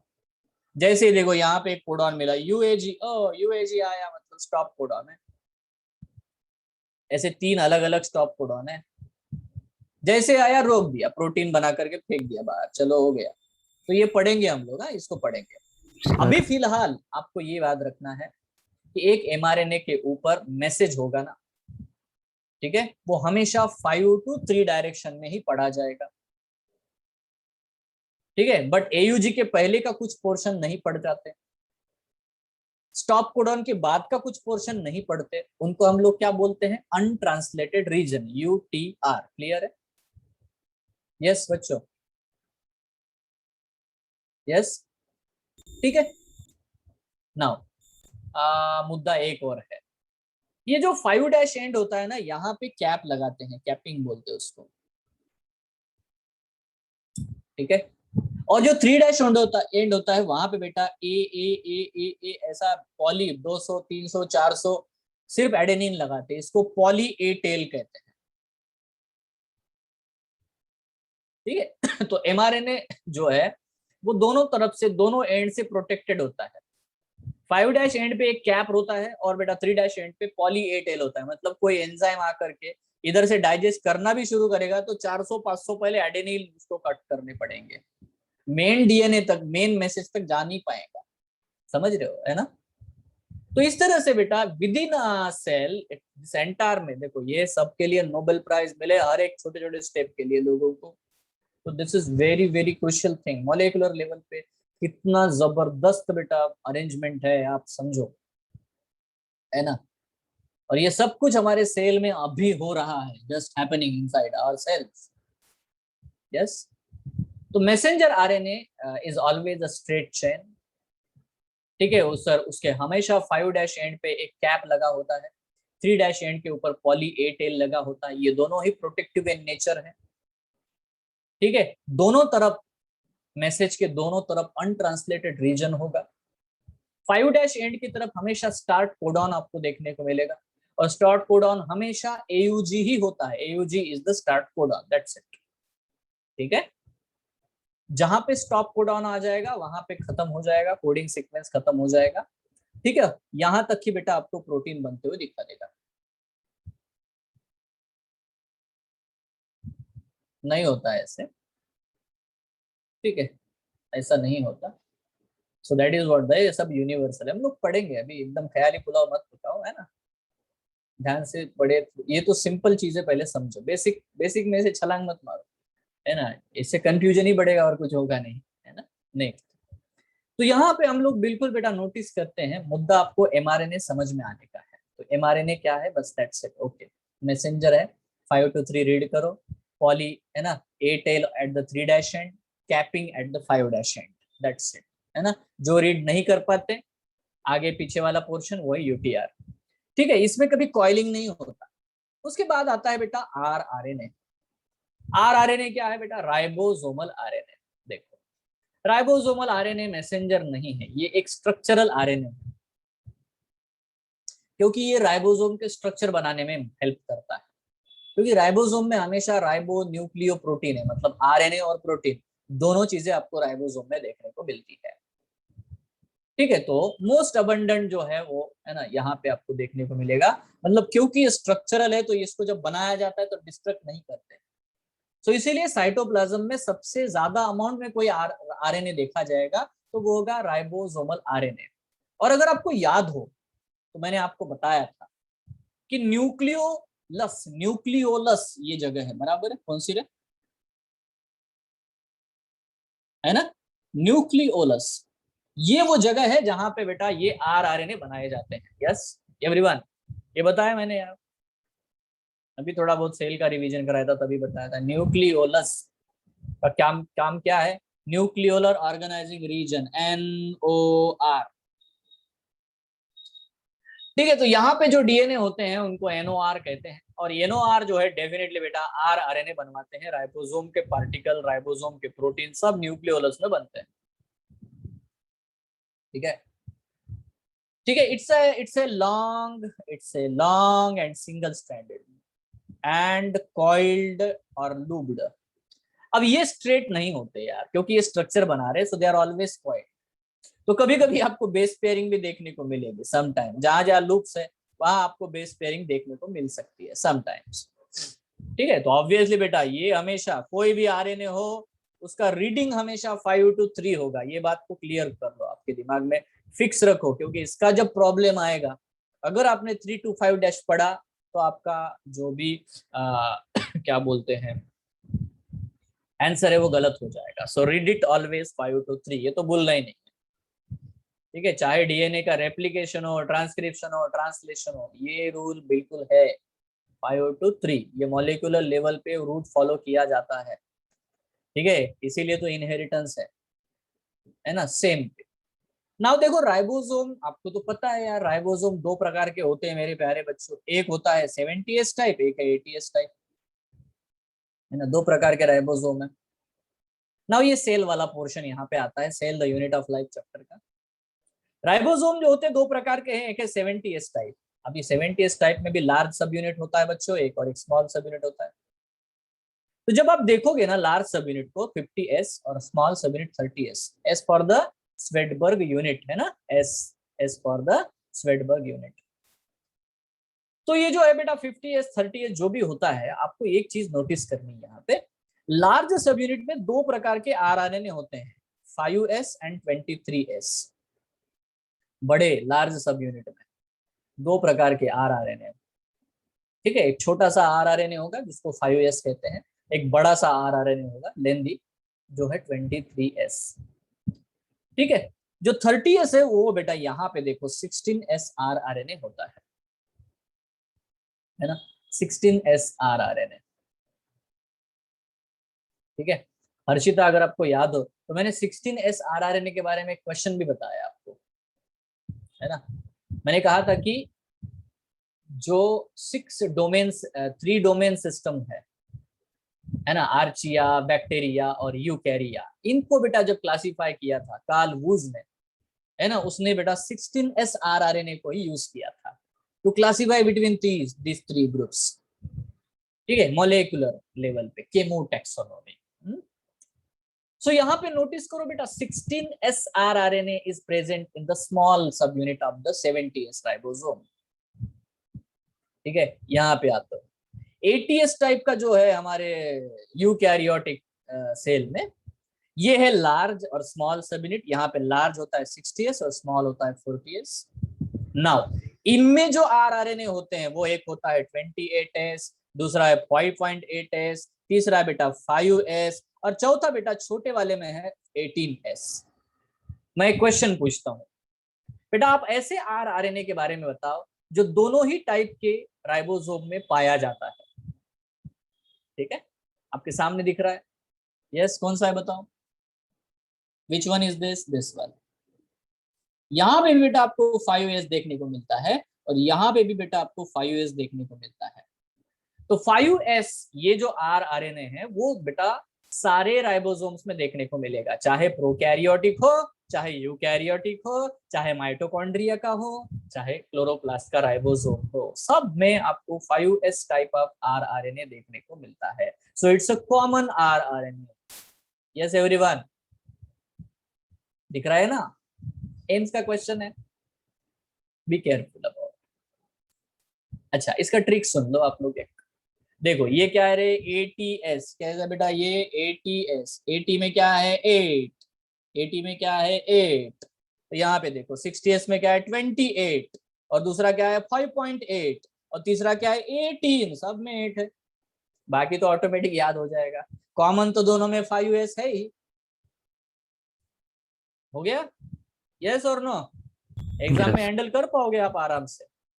ATS में 28S आरआरएनए होगा, 5.8S आरआरएनए होगा और 18S आरआरएनए होगा और कॉमन तो 5S है दोनों। तो ये मतलब आसानी से याद हो जाएगा। अभी एक मजेदार बात सुनो, अभी मैंने आपको ये बताया था कि आरएनए में एक खास एबिलिटी है, वो एंजाइमेटिक रोल भी करता है, कभी कभी करता है ना, एंजाइम जैसा भी कैटालिटिक रोल प्ले करता है। तो बेटा ये जो 23 S R R N A है या 28 S R R N A है, ये राइबोजाइम एक्टिविटी करते हैं। जब प्रोटीन सिंथेसिस होता है ना, दो अमीनो एसिड के बीच में जो पेप्टाइड बॉन्ड बनता है ना, ये पेप्टाइड बॉन्ड बनाने वाले एंजाइम्स है। और ये एनसीईआरटी में लिखा है ना आपके, खास करके प्रोकैरियोट का 23S उन्होंने मेंशन किया है। बोले 23S of the large subunit takes part in the bond formation, ये लिखा है आपके एनसीईआरटी में, रीड इट केयरफुली। समझ रहे हो क्या? यस प्यारे बच्चों, जब आप प्रोटीन सिंथेसिस पढ़ोगे ये स्टेटमेंट आपको देखने को मिलेगा। ठीक है, peptidyl transferase activity, so will see that one, no problem at all. But ये दोनों ही लार्जर सब यूनिट के जो बड़े आरआरएनए हैं, ये बेटा एंजाइमेटिक रोल भी प्ले कर रहे हैं। क्लियर है बच्चों? यस एवरीवन, है ना? अब आते हैं तीसरे आरएनए के तरफ, और इसका नाम है बेटा टीआरएनए, ट्रांसफर सोल्यूबल आरएनए, एसआरएनए। एसआरएनए क्यों कहा है इसको मैंने? सोल्यूबल, है ना, बताया ना मैंने इसका कारण क्या है? Because it's very small, 75 to 90 base pairs, बहुत ही छोटा होता है यार, इतना छोटा कि यार ढूंढ नहीं पाओगे उसको साइटोप्लाज्म में। इसको डिस्कवरी करते करते तो आधा, है ना, आधा दिमाग खराब हो गया। सो इसको एडाप्टर आरएनए भी कहते हैं। इसका काम क्या है? ये एडाप्टर आरएनए क्यों कहते हैं? क्योंकि ये जो आरएनए होते हैं ना बेटा, ये देखो, ये है टीआरएनए। अब ये टीआरएनए जो होता है, यहाँ पे उसका एंटीकोडॉन लूप होता है। ठीक है, देखो मतलब मैं आपको बता दूं सिंपल, यहाँ पे देखो, अगर हमने ये बनाया मैसेंजर आरएनए, ठीक है, अब इस मैसेंजर आरएनए को 5 प्राइम 3 प्राइम है बच्चों, यहाँ पे कोई सीक्वेंस है, जैसे कि यहाँ सीक्वेंस है बच्चों AUG, mRNA है, मैसेंजर आरएनए के ऊपर AUG सीक्वेंस है। अब यार ये टीआरएनए क्या करेगा, एक अमीनो एसिड उठा करके लाएगा, वो अमीनो एसिड है मिथ्योनिन। ठीक है, अब ये तय कैसे हुआ कि इसने मिथ्योनिन ही उठा के लाना है? क्योंकि यहाँ जो सीक्वेंस है ना, ए का कॉम्प्लीमेंट्री यू होता है, यू का कॉम्प्लीमेंट्री ए होता है, जी का कॉम्प्लीमेंट्री सी होता है, तो इसके पास जो है ना, ये होता है एंटीकोडॉन। क्योंकि ये क्या है बेटा? कोडॉन। कोडॉन जो वर्ड लिखा हुआ है मैसेंजर आरएनए को, उसको रीड कैसे करेंगे भाई? How you read it? By using the anticodon. क्योंकि एयूजी का कॉम्प्लीमेंट्री यूएससी होगा, तो टीआरएनए जो है वो एडाप्टर है ना, वो मिथ्योनिन मतलब अमाइनो एसिड को मैसेंजर आरएनए के साथ में जाकर के जोड़ देता है, लेके आता है, पहले उठा के लाएगा साइटोप्लाज्म से मिथ्योनिन को। ठीक है, तो ये कनेक्शन है बेटा पूरा का पूरा, मैसेंजर आरएनए को पढ़ा जा रहा है ना, टीआरएनए, है ना, मिथ्योनिन रॉ मटेरियल उठा के ला रहा है और वहां पे पहुंचा रहा है जहां पे एग्जैक्टली पहुंचना चाहिए, क्योंकि कॉम्प्लीमेंट्री है। कितने लोगों को समझ में आया? कैसे समझा, कैसे पकड़ा उन्होंने? देखो हाउ, है ना। तो मिथ्योनिन लाया जा रहा है whenever there is a USC anticodon is present on tRNA। USC ने बराबर डिटेक्ट किया, अच्छा एयूजी इधर है, चलो लगाओ रे मिथ्योनिन। इसीलिए प्रोटीन जब भी बनते हैं, सबसे पहला अमीनो एसिड मिथ्योनिन होता है। क्यों रे? क्योंकि पहला स्टार्ट कोडॉन एयूजी होता है। ये हम लोग बाद में देखेंगे। टीआरएनए का रोल देखो क्या है।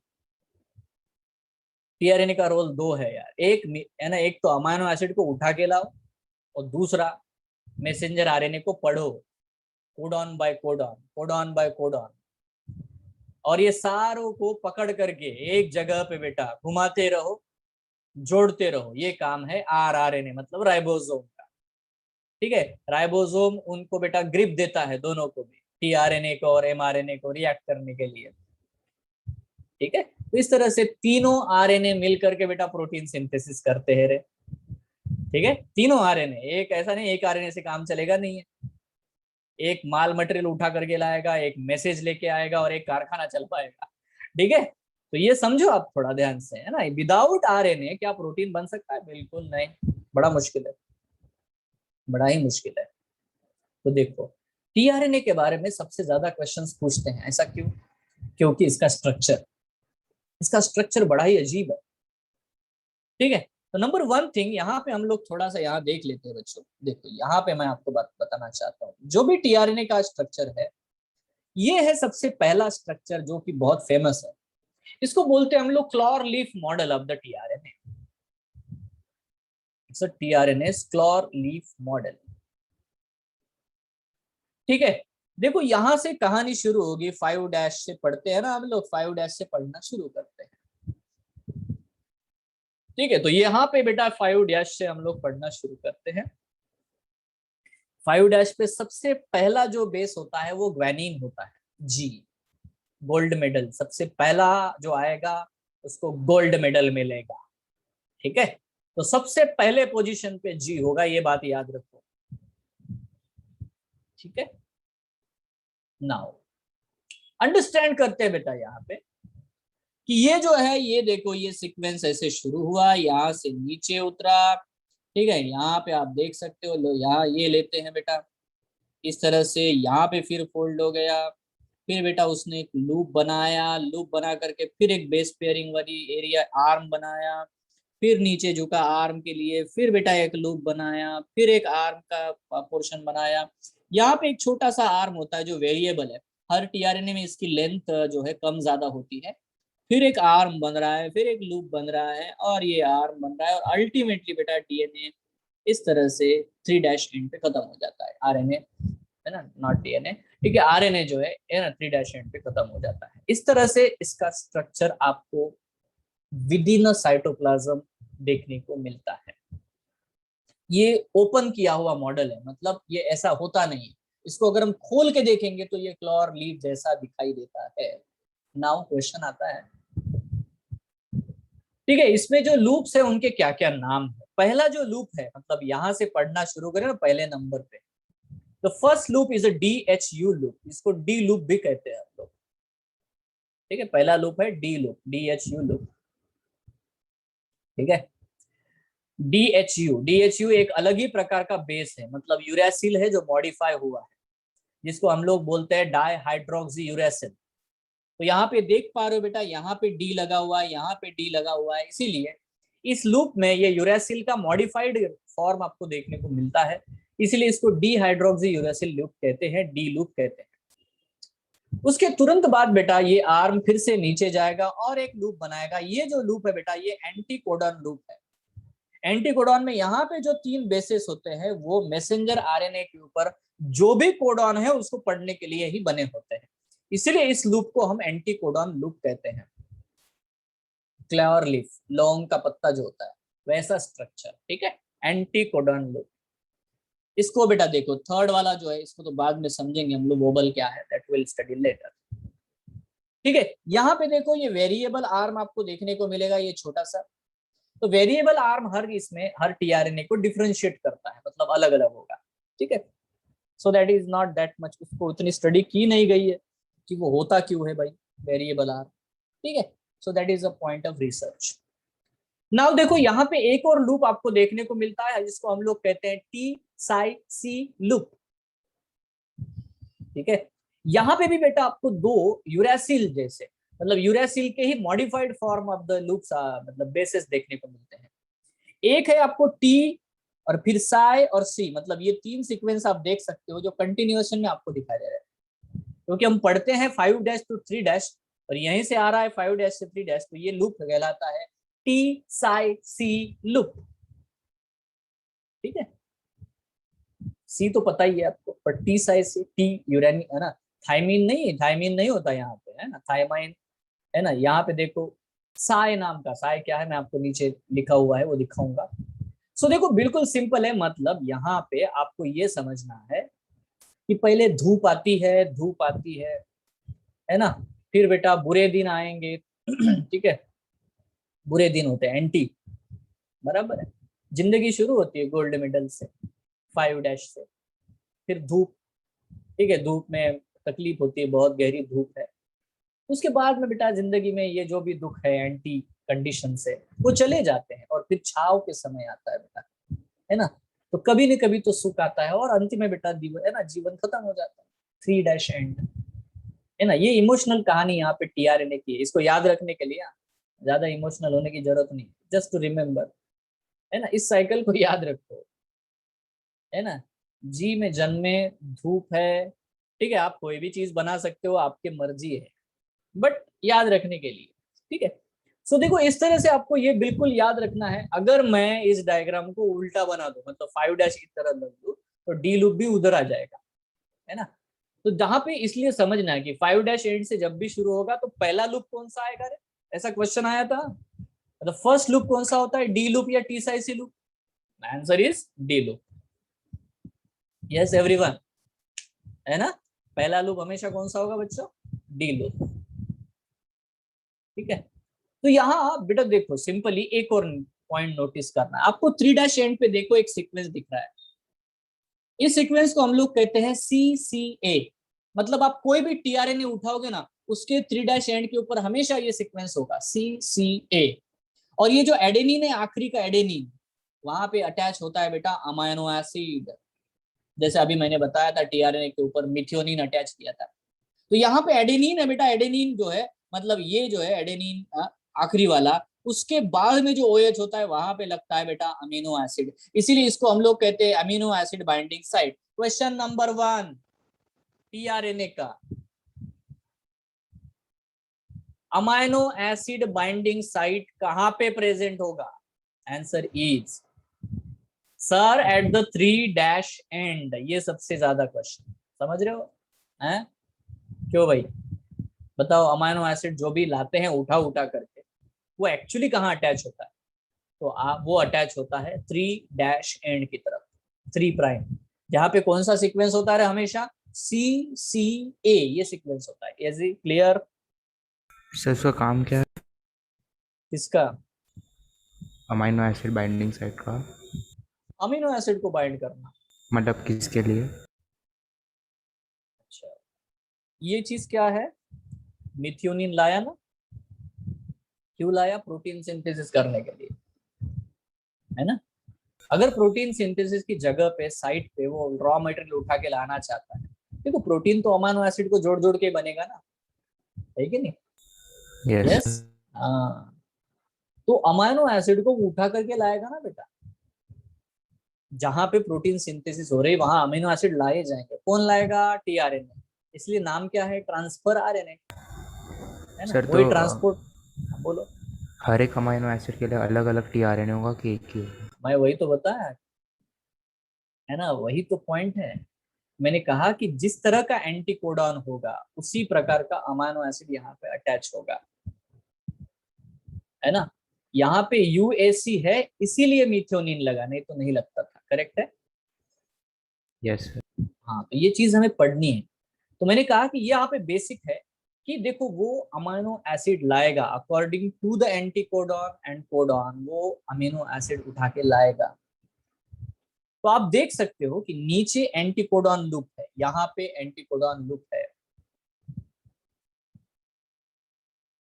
ठीक है। तो वो तो बाद में देखेंगे वरुण, है ना। बेसिक्स में एक है, वो वोबल हाइपोथेसिस है, that we can see later on, ठीक है। देखो मुद्दे पे यहाँ पे हमें नोटिस करना है कि नीचे एंटी कोडॉन होगा, यहाँ पे एंटी कोडॉन होगा, और बिल्कुल ऊपर जो है बेटा यहाँ अमीनो एसिड अटैच होगा।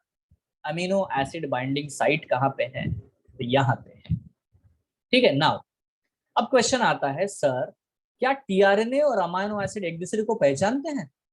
The answer is no. ये टीआरएनए और वो अमीनो एसिड एक दूसरे को आइडेंटिफाई नहीं कर पाते। तो फिर कैसे होगा सर? तो यहाँ पे आता है एक एंजाइम। वो एंजाइम होते हैं जिनको बोलते हैं हम लोग अमीनो एसिड एक्टिवेशन एंजाइम्स, ठीक है। तो सबसे पहले क्या होता है, एंजाइम जाते हैं, देखो ये अमीनो एसिड अपने पड़े हुए हैं, बोले अपनी जिंदगी को क्या एम है, क्या करना है, कुछ नहीं पता, क्या करेंगे, देखो पैदा तो हो गए, ऐसा उनका चल रहा है लाइफ।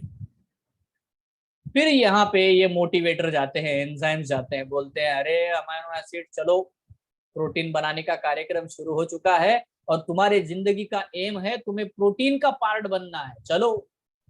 तो एक एक एंजाइम जो है वो अमीनो एसिड्स को पहचानता है। तो अमीनो एसिड पूछते हैं जाएंगे, बट कैसे जाएंगे, हम तो नहीं जा पाते भाई। बोले कोई प्रॉब्लम नहीं, मैंने ट्रांसपोर्ट के लिए टीआरएनए लाया है, उसके ऊपर बैठ जाओ। सीट किधर है, 3 एंड पे, चलो बैठो। Are you getting, are you getting, are you getting, समझ रहे हो? प्रोटीन सिंथेसिस के लिए अमाइनो एसिड्स को लेके जाएगा कौन, टीआरएनए।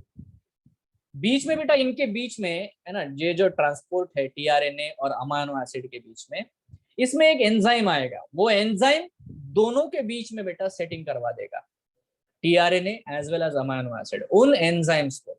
बट प्रॉब्लम है, अब ये जो अमाइनो एसिड एक्टिवेशन एंजाइम है ना, ये एंजाइम इस टीआरएनए को कैसे पहचानता है, तो बाय द डी लूप। याद रखो बेटा, डीएचयू लूप का क्या काम है। DHU loop is for the, है ना, एंजाइम रिकॉग्निशन। समझ रहे हो आप लोग, है ना? डीएचयू लूप का क्या फंक्शन है, वो जो एंजाइम है ना, जो अमीनो एसिड को टीआरएनए के साथ मिलवाएगा, है ना, वो टीआरएनए को कैसे पहचानता है, बाय दिस डीएचयू लूप। ठीक है, तो इसीलिए डीएचयू लूप को हम लोग अमीनो एसिड एक्टिवेशन, है ना, एंजाइम रिकॉग्निशन लूप कहते हैं। क्या कहते हैं? Amino acid activation enzyme recognition loop कहते हैं। बात बड़ी सिंपल है बेटा, मैसेंजर उधर आके बैठा हुआ है, मैसेंजर की जगह पे अमीनो एसिड्स को पहुंचाना है, अमीनो एसिड को पता नहीं है कहाँ जाने का है। उतने में एक एंजाइम आता है, बोले अमीनो एसिड चलो, आपको प्रोटीन बनना है, मैसेंजर आ चुका है। ठीक है, तो बोले कैसे जाएंगे, बोले कोई प्रॉब्लम नहीं, मैंने एक गाड़ी लाई है जिसका नाम है टीआरएनए, उसके ऊपर बैठ जाओ। बैठ जाते हैं ये लोग, है ना। तो ये एंजाइम जो है बराबर जो है, वो वहां का जो ड्राइवर होता है, डी फॉर ड्राइवर, ड्राइवर के साथ बात करता है, बोले चलो ठीक है। ठीक है, तो ये क्लियर है, यहाँ तक क्लियर है। What is the DHU loop function? DHU loop का फंक्शन है कि जो एंजाइम है, amino acid activator enzyme, recognizes this loop of the tRNA. पक्का? Yes everyone. एंटीकोडॉन लूप तो बड़ा ही सिंपल है बेटा। एंटीकोडॉन लूप जो है वो कोडॉन का रिकॉग्निशन लूप है। मैसेंजर के ऊपर, मैसेंजर आरएनए के ऊपर जो कोडॉन है, उसको पहचानने के लिए जो लूप है बेटा, वो एंटीकोडॉन लूप है। यस एवरीवन, क्लियर है? यस है ना? सर। नाउ अब आते हैं बेटा, एक और लूप की कहानी बची हुई है। ये क्या करता है, यहाँ पे है टी साई सी लूप। देखो, एक्चुअली जहां मैसेज पढ़ा जा रहा है, एक्चुअली, है ना, वहां पे एक्चुअल जो काम कर रहा है, मतलब जो टीआरएनए आ रहे हैं उनका स्टेशन, टीआरएनए आ रहे हैं, मैसेज को पढ़ा जा रहा है, ये टीआरएनए आओ यहाँ पे लोगो, टीआरएनए आओ। तो वहां जो स्टेशन है ये गाड़ी लगाने का टीआरएनए का, वो कौन है? Ribosomal RNA, ribosome. तो राइबोसोम को टीआरएनए कैसे पहचानेगा? तो बेटा ये जो टी साइसी लूप होता है ना, T psi C loop, T psi C loop को राइबोसोमल बाइंडिंग साइट बोलते हैं। राइबोसोम के साथ बाइंड करेगा वहां जाकर। ठीक है, सो बाय दिस वे ये हर एक लूप का एक एक पर्टिकुलर फंक्शन है। ठीक है, 3 एंड का फंक्शन क्या है? जहां पे अमाइनो एसिड आके बाइंड हो जाएगा। डीएचओ लूप का फंक्शन क्या है ना, अमाइनो एसिड एक्टिवेशन एंजाइम का रिकॉग्निशन लूप है। एंजाइम्स आके पहचानेंगे, जो अमाइनो एसिड को उठा करके लाते हैं वो उसको पहचानते हैं, डीएचयू लूप को। अच्छा, यही टीआरएनए है, यहाँ पे अटैच होना है, चलो ठीक है। एंटीकोडॉन लूप का क्या फंक्शन है? एंटीकोडॉन का फंक्शन तब आएगा जब वहां जाके मैसेंजर आरएनए के पास पहुंच जाएंगे। ठीक है, जैसे ही राइबोसोम अंदर एंट्री देगा मैसेंजर के पास में, ठीक है, बट एंट्री अगर राइबोसोम में एंट्री करनी है मैसेंजर के पास में, तो बेटा उनके पास चाहिए टिकट। वो कौन सी टिकट है बेटा? T psi C loop. ठीक है, और तभी राइबोसोम उसको एंट्री देगा। तो राइबोसोम रिकॉग्निशन साइट और ribosome binding site is a T psi C loop. कहानी समझ में आती है? यस प्यारे बच्चों, yes sir. Can you understand this? ये स्टोरी बराबर सही ढंग से पकड़ो। वेरी सिंपल, अमाइनो एसिड के जिंदगी क्या है, उसके एम क्या है लाइफ में? प्रोटीन बनना है। कौन आएगा उसको उठाने? एक एंजाइम आएगा, अमाइनो एसिड एक्टिवेटर, मोटिवेटर, चलो जागो, आपको जिंदगी में कुछ करके दिखाना है। ये है ना, फिर बोला ये जो एंजाइम है इन अमाइनो एसिड्स को, है ना, एक एक टीआरएनए पे बिठा देगा। ड्राइवर कौन है बेटा? है ना, वो है डी लूप, जिसको ये एंजाइम पहचानता है। बोले ड्राइवर को बताएगा, देख एंटीकोडॉन के हिसाब से है ना, सारे अमाइनो एसिड चिपका ले, चलो ठीक है। अब वहां जाएगा जहां पे एक्चुअली मैसेंजर बैठा हुआ है, वहां तो जाके एंटी कोडॉन को, है ना, कोडॉन के साथ बेटा रीडिंग करवानी है, ठीक है, अमाइनो एसिड को वहां पे पहुंचाना है। बट बिना राइबोसोम के परमिशन के वो एंट्री नहीं कर सकते। तो राइबोसोम रिकॉग्निशन साइट है वो टी लूप है, टिकट है, ठीक है। और जैसे बेटा राइबोसोम रिकॉग्नाइज कर लेगा कि हाँ ये टीआरएनए काम का है, इसने प्रॉपर अमाइनो एसिड लाया है, इसका कोडॉन के साथ में एंटी कोडॉन मैच हो रहा है, एंट्री, दैट्स इट, ठीक है। तो this is what very very what we can say होले। होले को बेटा नोबेल प्राइज मिला था, हमारे जो इंडियन साइंटिस्ट थे हरगोविंद खुराना, है ना, हरगोविंद खुराना और होले, इनको एक साथ बेटा नोबेल प्राइज मिला था, है ना। इसके हरगोविंद खुराना जी के बारे में हम लोग बात करेंगे ही, ठीक है। बट देखो इस डिस्कवरी के लिए भी इनको नोबेल प्राइज मिला है। What is D, you know, D जो बेस है वो है डी हाइड्रोक्सी यूरेसिल। नाउ आप नोटिस करो बच्चों, अगर मैं ये वाला लूप इधर ऊपर बेटा ऐसे फोल्ड करा दूं, ये वाले लूप को ऐसे फोल्ड करा दूं दोनों, तो ये ऐसे दिखाई देगा ना, मतलब इधर का लूप भी पैक करा दिया इसमें ही, इधर का भी लूप भी, तो ये एक ही आर्म दिखेगा, यस और नो। यहाँ 3 प्राइम है, यहाँ 5 प्राइम है, यहाँ CCA सीक्वेंस है, और ये जितना भी था बेटा TR, T loop, D loop, anticodon, सारे बेटा एक ही इसमें आ गए। यहाँ पे एंटीकोडॉन लूप आपको दिखाई देगा, ठीक है, यहाँ एंटीकोडॉन लूप आपको दिखाई देगा, ठीक है। तो बेटा कुछ साइंटिस्ट ने ऐसे सजेस्ट किया कि सेल के अंदर आपको ऐसा स्ट्रक्चर देखने को मिलता है, इसको हम लोग बोलते हैं hairpin model of the tRNA. Are you clear? क्या मॉडल है बेटा ये? Hairpin model of the tRNA. It's an hairpin model. क्यों? क्योंकि दोनों तरफ के आर्म है ना, उनको फोल्ड करा दिया एक दूसरे के ऊपर, तो ये एक ही एक्सिस रख बचा, ये दोनों गायब हो गए, इधर वाला इधर वाला, ये गायब ये गायब, दोनों फोल्ड हो गए। यस एवरीवन, हैं, समझ रहे हो प्यारे बच्चों? यस तो सर। इसको बोलते हैं हम लोग हेयर पिन मॉडल, ठीक है। बट आप अगर रियल में सेल के अंदर ये टीआरएनए कैसा होता है, इसके बारे में डिस्कवरी हुई है।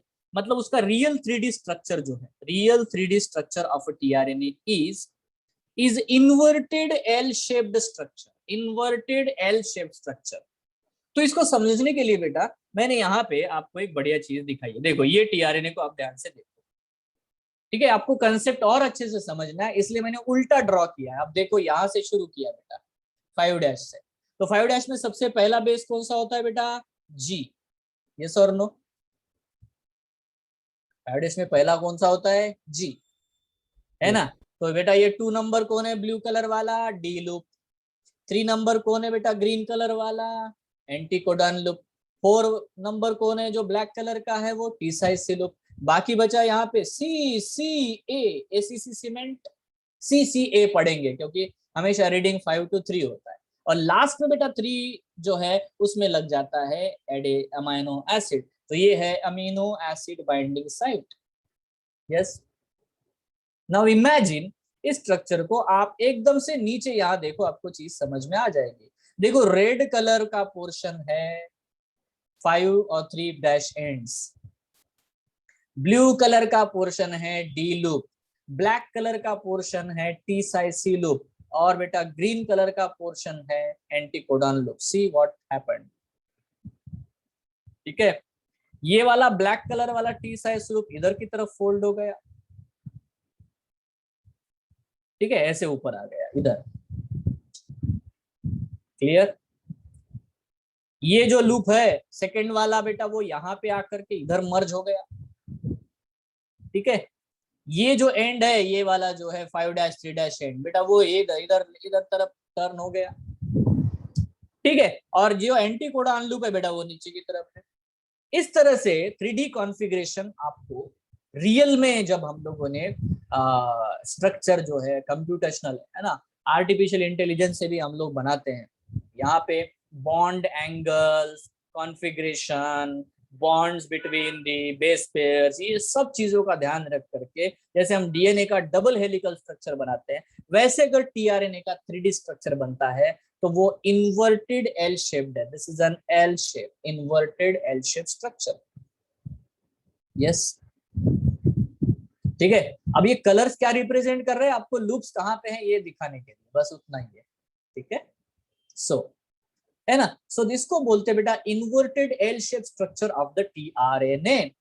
तो देखो यहाँ पे साई जो लिखा था टी साई सी लूप में, एक्चुअली साई क्या है, साई को हम लोग बोलते हैं 1-methyl-3 सूडो यूरिडिल, यूरिडिलिल, इसको हम सूडो यूरिडिन भी बोलते हैं। मतलब जो टी साई सी लूप है ना, उसमें टी और साई ये दोनों ही सूडो यूरिडिन के ग्रुप है ना, मॉलिक्यूल है, सूडो यूरिडिन, ठीक है, ओरिजिनल यूरासिल के है ना आइसोटाइप्स, ठीक है। तो ये वहां पे प्रेजेंट होते हैं। ये डिफरेंस जो है डेफिनेटली जरूरी होता है, क्योंकि राइबोसोम भी उसको पहचानना चाहता है, एंजाइम्स भी उसको पहचानना चाहता है, तो कहीं कहीं पे गलती ना हो जाए, इसीलिए ये particular special type of the bases को यूज किया जाता है। साई को यूज किया जाता है on the T psi C loop, और बेटा डी को यूज किया जाता है dihydroxyuracil at the DHU loop, ताकि रिकॉग्निशन में कोई इशू ना हो। आइडेंटिटी है ना, यूनिकनेस है ना, ऐसा बेस आपको किसी दूसरे मॉलिक्यूल में देखने को ही नहीं मिलेगा, ना डीएनए में ना आरएनए में, सिर्फ टीआरएनए में बेटा ऐसे बेसिस होते हैं। तो ये जो रिकॉग्निशन है, राइबोसोम का recognition T psi C loop ही होना चाहिए, है ना। अमाइनो एसिड वाला जो एंजाइम है उसका रिकॉग्निशन डी लूप नहीं करना चाहिए, एंटीकोडॉन वाला कोडॉन के साथ ही मैचिंग करेगा, करेक्ट है कि नहीं। तो ये स्पेसिफिसिटी बहुत जरूरी है, ताकि बेटा ये जो एंटायर है ना पूरे दुनिया में इतने 1.8 मिलियन स्पीसीज आपको देखने को मिलते हैं, उनमें ये प्रोसेस जो है ना ट्रांसक्रिप्शन ट्रांसलेशन वाली, सब में एक जैसी ही है बच्चों, it will not very much. Yes, ये यूनिवर्सल है, ये सारे रूल्स उनके है ना लिविंग बीइंग के अंदर के यूनिवर्सल रूल्स है। Are you sure everyone is clear? Yes बच्चों, यस सर। ओके। तो नाउ यहाँ पे हम लोग पढ़ लेते हैं, क्योंकि अगर आपको सारी चीजें पता ही हो गई है। देखो टीआरएनए के बारे में जब भी हम लोग बात करते हैं तो उसको हम लोग एडाप्टर मॉलिक्यूल कहते हैं, है ना। It reads the code on the one hand and binds to specific amino acid on the other hand. एक तरफ वो एंटीकोडॉन से कोडॉन भी पढ़ लेता है, दूसरी तरफ बेटा 3' एंड पे अमाइनो एसिड को भी जोड़ देता है। There are 20 different types of the tRNA। देखो हर एक अमाइनो एसिड के लिए अलग प्रकार का tRNA अवेलेबल हो सकता है। Since the presence of the 20 different types of the amino acids, तो tRNA भी अलग अलग प्रकार के हैं। एक्चुअली ये स्टेटमेंट इतना सही नहीं है ना, जितने एंटीकोडॉन होते हैं ना उतने बेटा tRNA प्रेजेंट है, ठीक है। So will discuss later on. Now Robert होले नाम के साइंटिस्ट है, मैंने अभी जिनका जिक्र किया था खुराना के साथ में, explain the structure of the tRNA through a clover leaf model, जो मैंने आपको अभी एक्सप्लेन किया। It actually looks like inverted L shape. वो एक्चुअली क्लॉर लीफ जैसा दिखता है क्या? नहीं, उसका एक्सप्लेनेशन उन्होंने क्लॉर लीफ मॉडल से लिया, बट वो रियली में कैसा दिखता है बच्चों? रियल में कैसा दिखता है? Inverted L shape. For this work he was awarded Nobel Prize in 1968, ठीक है, इसलिए उनको 1968 में नोबेल प्राइज मिला। Now according to this, tRNA has the following important features. It is a single stranded that runs from 5' to 3' direction। 5' पे क्या है बेटा? ग्वानिन होता है। Amino acid binding site or tail or acceptor arm is found at the 3' end, जहां CCA sequence है। Up the strand where the nucleotide sequence is a CCA, the specific amino acid bind, देखो ये बहुत important statement है। The specific amino acid binds to the terminal of adenylate। adenylate मतलब CCA sequence है ना, CCA। तो जो A है ना ऊपर वाला, उसी को अमाइनो एसिड अटैच होगा, ठीक है। उसके बाद आता है बेटा dihydroxy uridine loop, DHU loop. It is an amino acid activating enzyme recognition site। तो जो एंजाइम है है ना, जो कि अमाइनो एसिड को उठा करके एक्चुअली लाता है टीआरएनए के पास में, है ना, वो टीआरएनए को डीएचयू लूप से पहचानता है। यहाँ पे वो स्टेटमेंट मिस हो गया है मुझसे, तो आपको मैंने नोट्स ये भेजे है ना, ये सॉफ्ट कॉपी भेजी है ना सबको? यस प्यारे बच्चों? No sir. नहीं तो चलो आज भेज देता हूँ। तो उसमें ये स्टेटमेंट आप लोग लिख लेना कि टी साइसी लूप यहाँ पे मिस हो गया है। तो टी साइसी लूप जो होता है बच्चों, that is for the ribosome recognition site. ठीक है, राइबोसोम यहाँ पे मैं लिख देता हूँ, ये यहाँ पे लिखा है मैंने। ठीक है, टी साइसी लूप, तो that is another point here. तो T psi C is a ribosomal recognition loop. ठीक है ना। एंटीकोडॉन लूप क्या है? It is a codon recognition site. It contains a sequence of 3 nucleotides called as a anticodon. इसको हम लोग नो डॉक भी बोलते हैं क्योंकि कोडॉन का उल्टा होता है हमेशा ये। अगर कोडॉन AUG है तो बेटा वो होगा UAC, always it is alteration. ठीक है, तो यहाँ पे बेटा हम लोग बोलते हैं कि नो डॉक, तो नो डॉक मतलब कोडॉन का उल्टा। एक उसमें वेरिएबल आर्म होता है, it consist of few nucleotide, तो वो हर एक टीआरएनए में अलग अलग लेंथ का होता है। And for the initiation of protein synthesis, there is a specific tRNA known as initiator tRNA. ठीक है, तो प्रोटीन सिंथेसिस को शुरू करने के लिए इनिशिएटर टीआरएनए होता है, जो कि AUG वाला, ये वाला जो मिथियोनिन लेके आएगा, पहला वाला यही होता है। ठीक है, so there are no tRNAs for stop codon. जो भी स्टॉप कोडॉन होते हैं, जैसे मैंने अभी एक सीक्वेंस लिखा था, है ना, UAG, ये स्टॉप कोडॉन है। इसके लिए कोई टीआरएनए, कोई एंटीकोडॉन अवेलेबल ही नहीं है, तो वहां पे डेफिनेटली बेटा प्रोटीन सिंथेसिस रुक जाएगा। क्योंकि जैसे ही ये सीक्वेंस आएगा, राइबोसोम बोलेगा अरे लाओ एंटीकोडॉन लाओ, टीआरएनए बोलेंगे यार इनके अपोजिट, इसके अपोजिट कोई एंटीकोडॉन है नहीं। अच्छा, मतलब यहाँ पे रोकने का है, हाँ चलो काम रोक दो। तो ये हम लोग पढ़ेंगे बाद में। तो जो भी नॉनसेंस कोडॉन होते हैं, है ना, उनके लिए कोई भी टीआरएनए, कोई भी एंटीकोडॉन अवेलेबल नहीं है। यस, ठीक है। सो इस तरह से बच्चों टीआरएनए, आरआरएनए, एमआरएनए, ऐसे बेटा हम लोगों ने 3 main different type of the RNS के बारे में पढ़ा। ठीक है, नेक्स्ट क्लास बहुत ही ज्यादा इंपॉर्टेंट होगा, क्योंकि हम लोग नेक्स्ट क्लास में डीएनए के रेप्लिकेशन के बारे में पढ़ेंगे। ठीक है, डीएनए का रेप्लिकेशन का जो प्रूफ है कि वो सेमी कंजर्वेटिव मॉडल ही क्यों होता है, इसके बारे में हम लोग बिल्कुल फ्रेश शुरू करेंगे। ठीक है, will study about the DNA replication. ठीक है, दोनों प्रकार के बातें करेंगे, मतलब इवन थीटा रेप्लिकेशन जो प्रोकैरियोटिक सेल में होता है उसके बारे में हम, मतलब डीएनए अपनी एग्जैक्ट कॉपी कैसे बना लेता है, इसकी जो प्रोसेस है उसके बारे में हम बात करेंगे। और उसके बाद बेटा हम लोग ट्रांसक्रिप्शन, है ना, एक बार रेप्लिकेशन हो गया तो फिर ट्रांसक्रिप्शन, और ट्रांसक्रिप्शन के बाद में ट्रांसलेशन, तीनों ही स्टेजेस हमको पढ़नी है वन आफ्टर अदर, जिस तरह से सेंट्रल डोगमा में होती है। ठीक है, सो वैसे बेटा हमें पढ़नी है।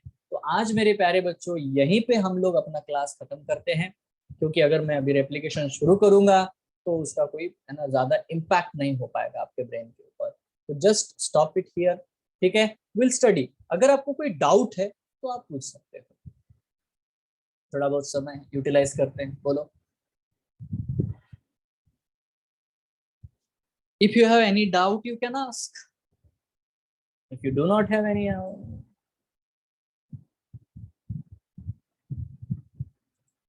ना, देखो वहां पे है ना, अगर आपको याद हो तो मैंने जो डायग्राम बनाई थी उसमें एक है ना पेयर था ना, एक एक एक सीक्वेंस था ना, जैसे कि ये वाला, है ना, एक सीक्वेंस को मैंने वोबल लिखा था, वोबल, है ना, wobble hypothesis. I will show the diagram, है ना, आपको दिखाता हूँ मैं।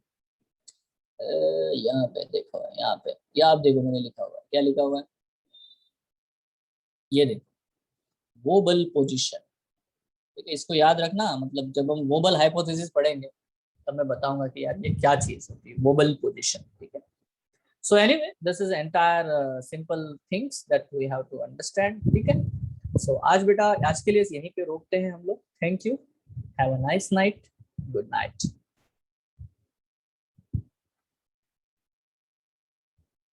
All alleles are gene, but all genes are not allele. Simple है ना, देखो जैसे टीआरएनए बनाने वाला जीन है, आरआरएनए बनाने वाला जीन है, अब ये एक्सप्रेस ही नहीं होते यार, होते हैं क्या? टीआरएनए बन जाता है, उसका कोई बाहर फिनोटाइप आपको दिखता नहीं है। इसीलिए ये जो जीन होता है ना टीआरएनए बनाने वाला या आरआरएनए बनाने वाला, उसके कोई दूसरे फॉर्म आपको देखने को ही नहीं मिलेंगे। जो रेगुलेटरी जीन है या स्ट्रक्चरल जीन होते हैं अंडर दी जो है ना रेगुलेटरी जीन होते हैं, उनका बेटा कोई अलग फॉर्म आपको कभी देखने को नहीं मिलेगा। वो एक ही जैसा फंक्शन करेंगे हर बार, या तो नहीं करेंगे, ठीक है, बट वो अलग अलग प्रकार के एक्सप्रेशन नहीं कर सकते, क्योंकि ये रूल बाइंड है, सारे ऐसे ही काम करना चाहिए, है ना। थोड़ा भी डिफॉल्ट आ गया तो काम खत्म। तो जरूरी नहीं कि बेटा हर जीन का है ना एलीलिक एक्सप्रेशन आपको देखने को मिले। Yes everyone, yes. पक्का? तो तूने बिल्कुल सही समय पे क्वेश्चन पूछा। यहाँ भी आपको समझ में आएगा कि देखो टीआरएनए भी बनाने वाला जीन है, जैसे एमआरएनए बनता है डीएनए से कॉपी होके ही बनता है ना, तो आरआरएनए कौन बनाता है? तो डीएनए से कॉपी होके ही आरआरएनए बनता है। बट आरआरएनए का कोई बाहर एक्सप्रेशन नहीं है बेटा, सेल के अंदर का काम है इसका। वो रेगुलेटरी है ना, या फ्रेमवर्क या कॉन्स्टिट्यूटिव जीन होते हैं। तो ऐसे जो जीन होते हैं ना, जो कि अंदर के अंदर हो है ना काम करते हैं, ठीक है, ऐसे जीन के बारे में भी हम लोग पढ़ने वाले हैं। Will study about this in this same chapter. So देखो क्योंकि जीन रेगुलेशन के बारे में हमें पढ़ना है ना, जीन रेगुलेशन के बारे में जो सबसे आखिरी में हम लोग देखेंगे, ठीक है। ये चैप्टर बड़ा है क्योंकि इसमें रेगुलेशन भी है, और उसके बाद ह्यूमन जीनोम प्रोजेक्ट वाला भी बेटा कंसेप्ट इन्होंने एक ऐड कर दिया है तो उसके बारे में भी हमें डिस्कस करना पड़ेगा। क्लियर है? सो लेट्स है ना stop here. Thank you, have a nice night, good night. Bye sir, thank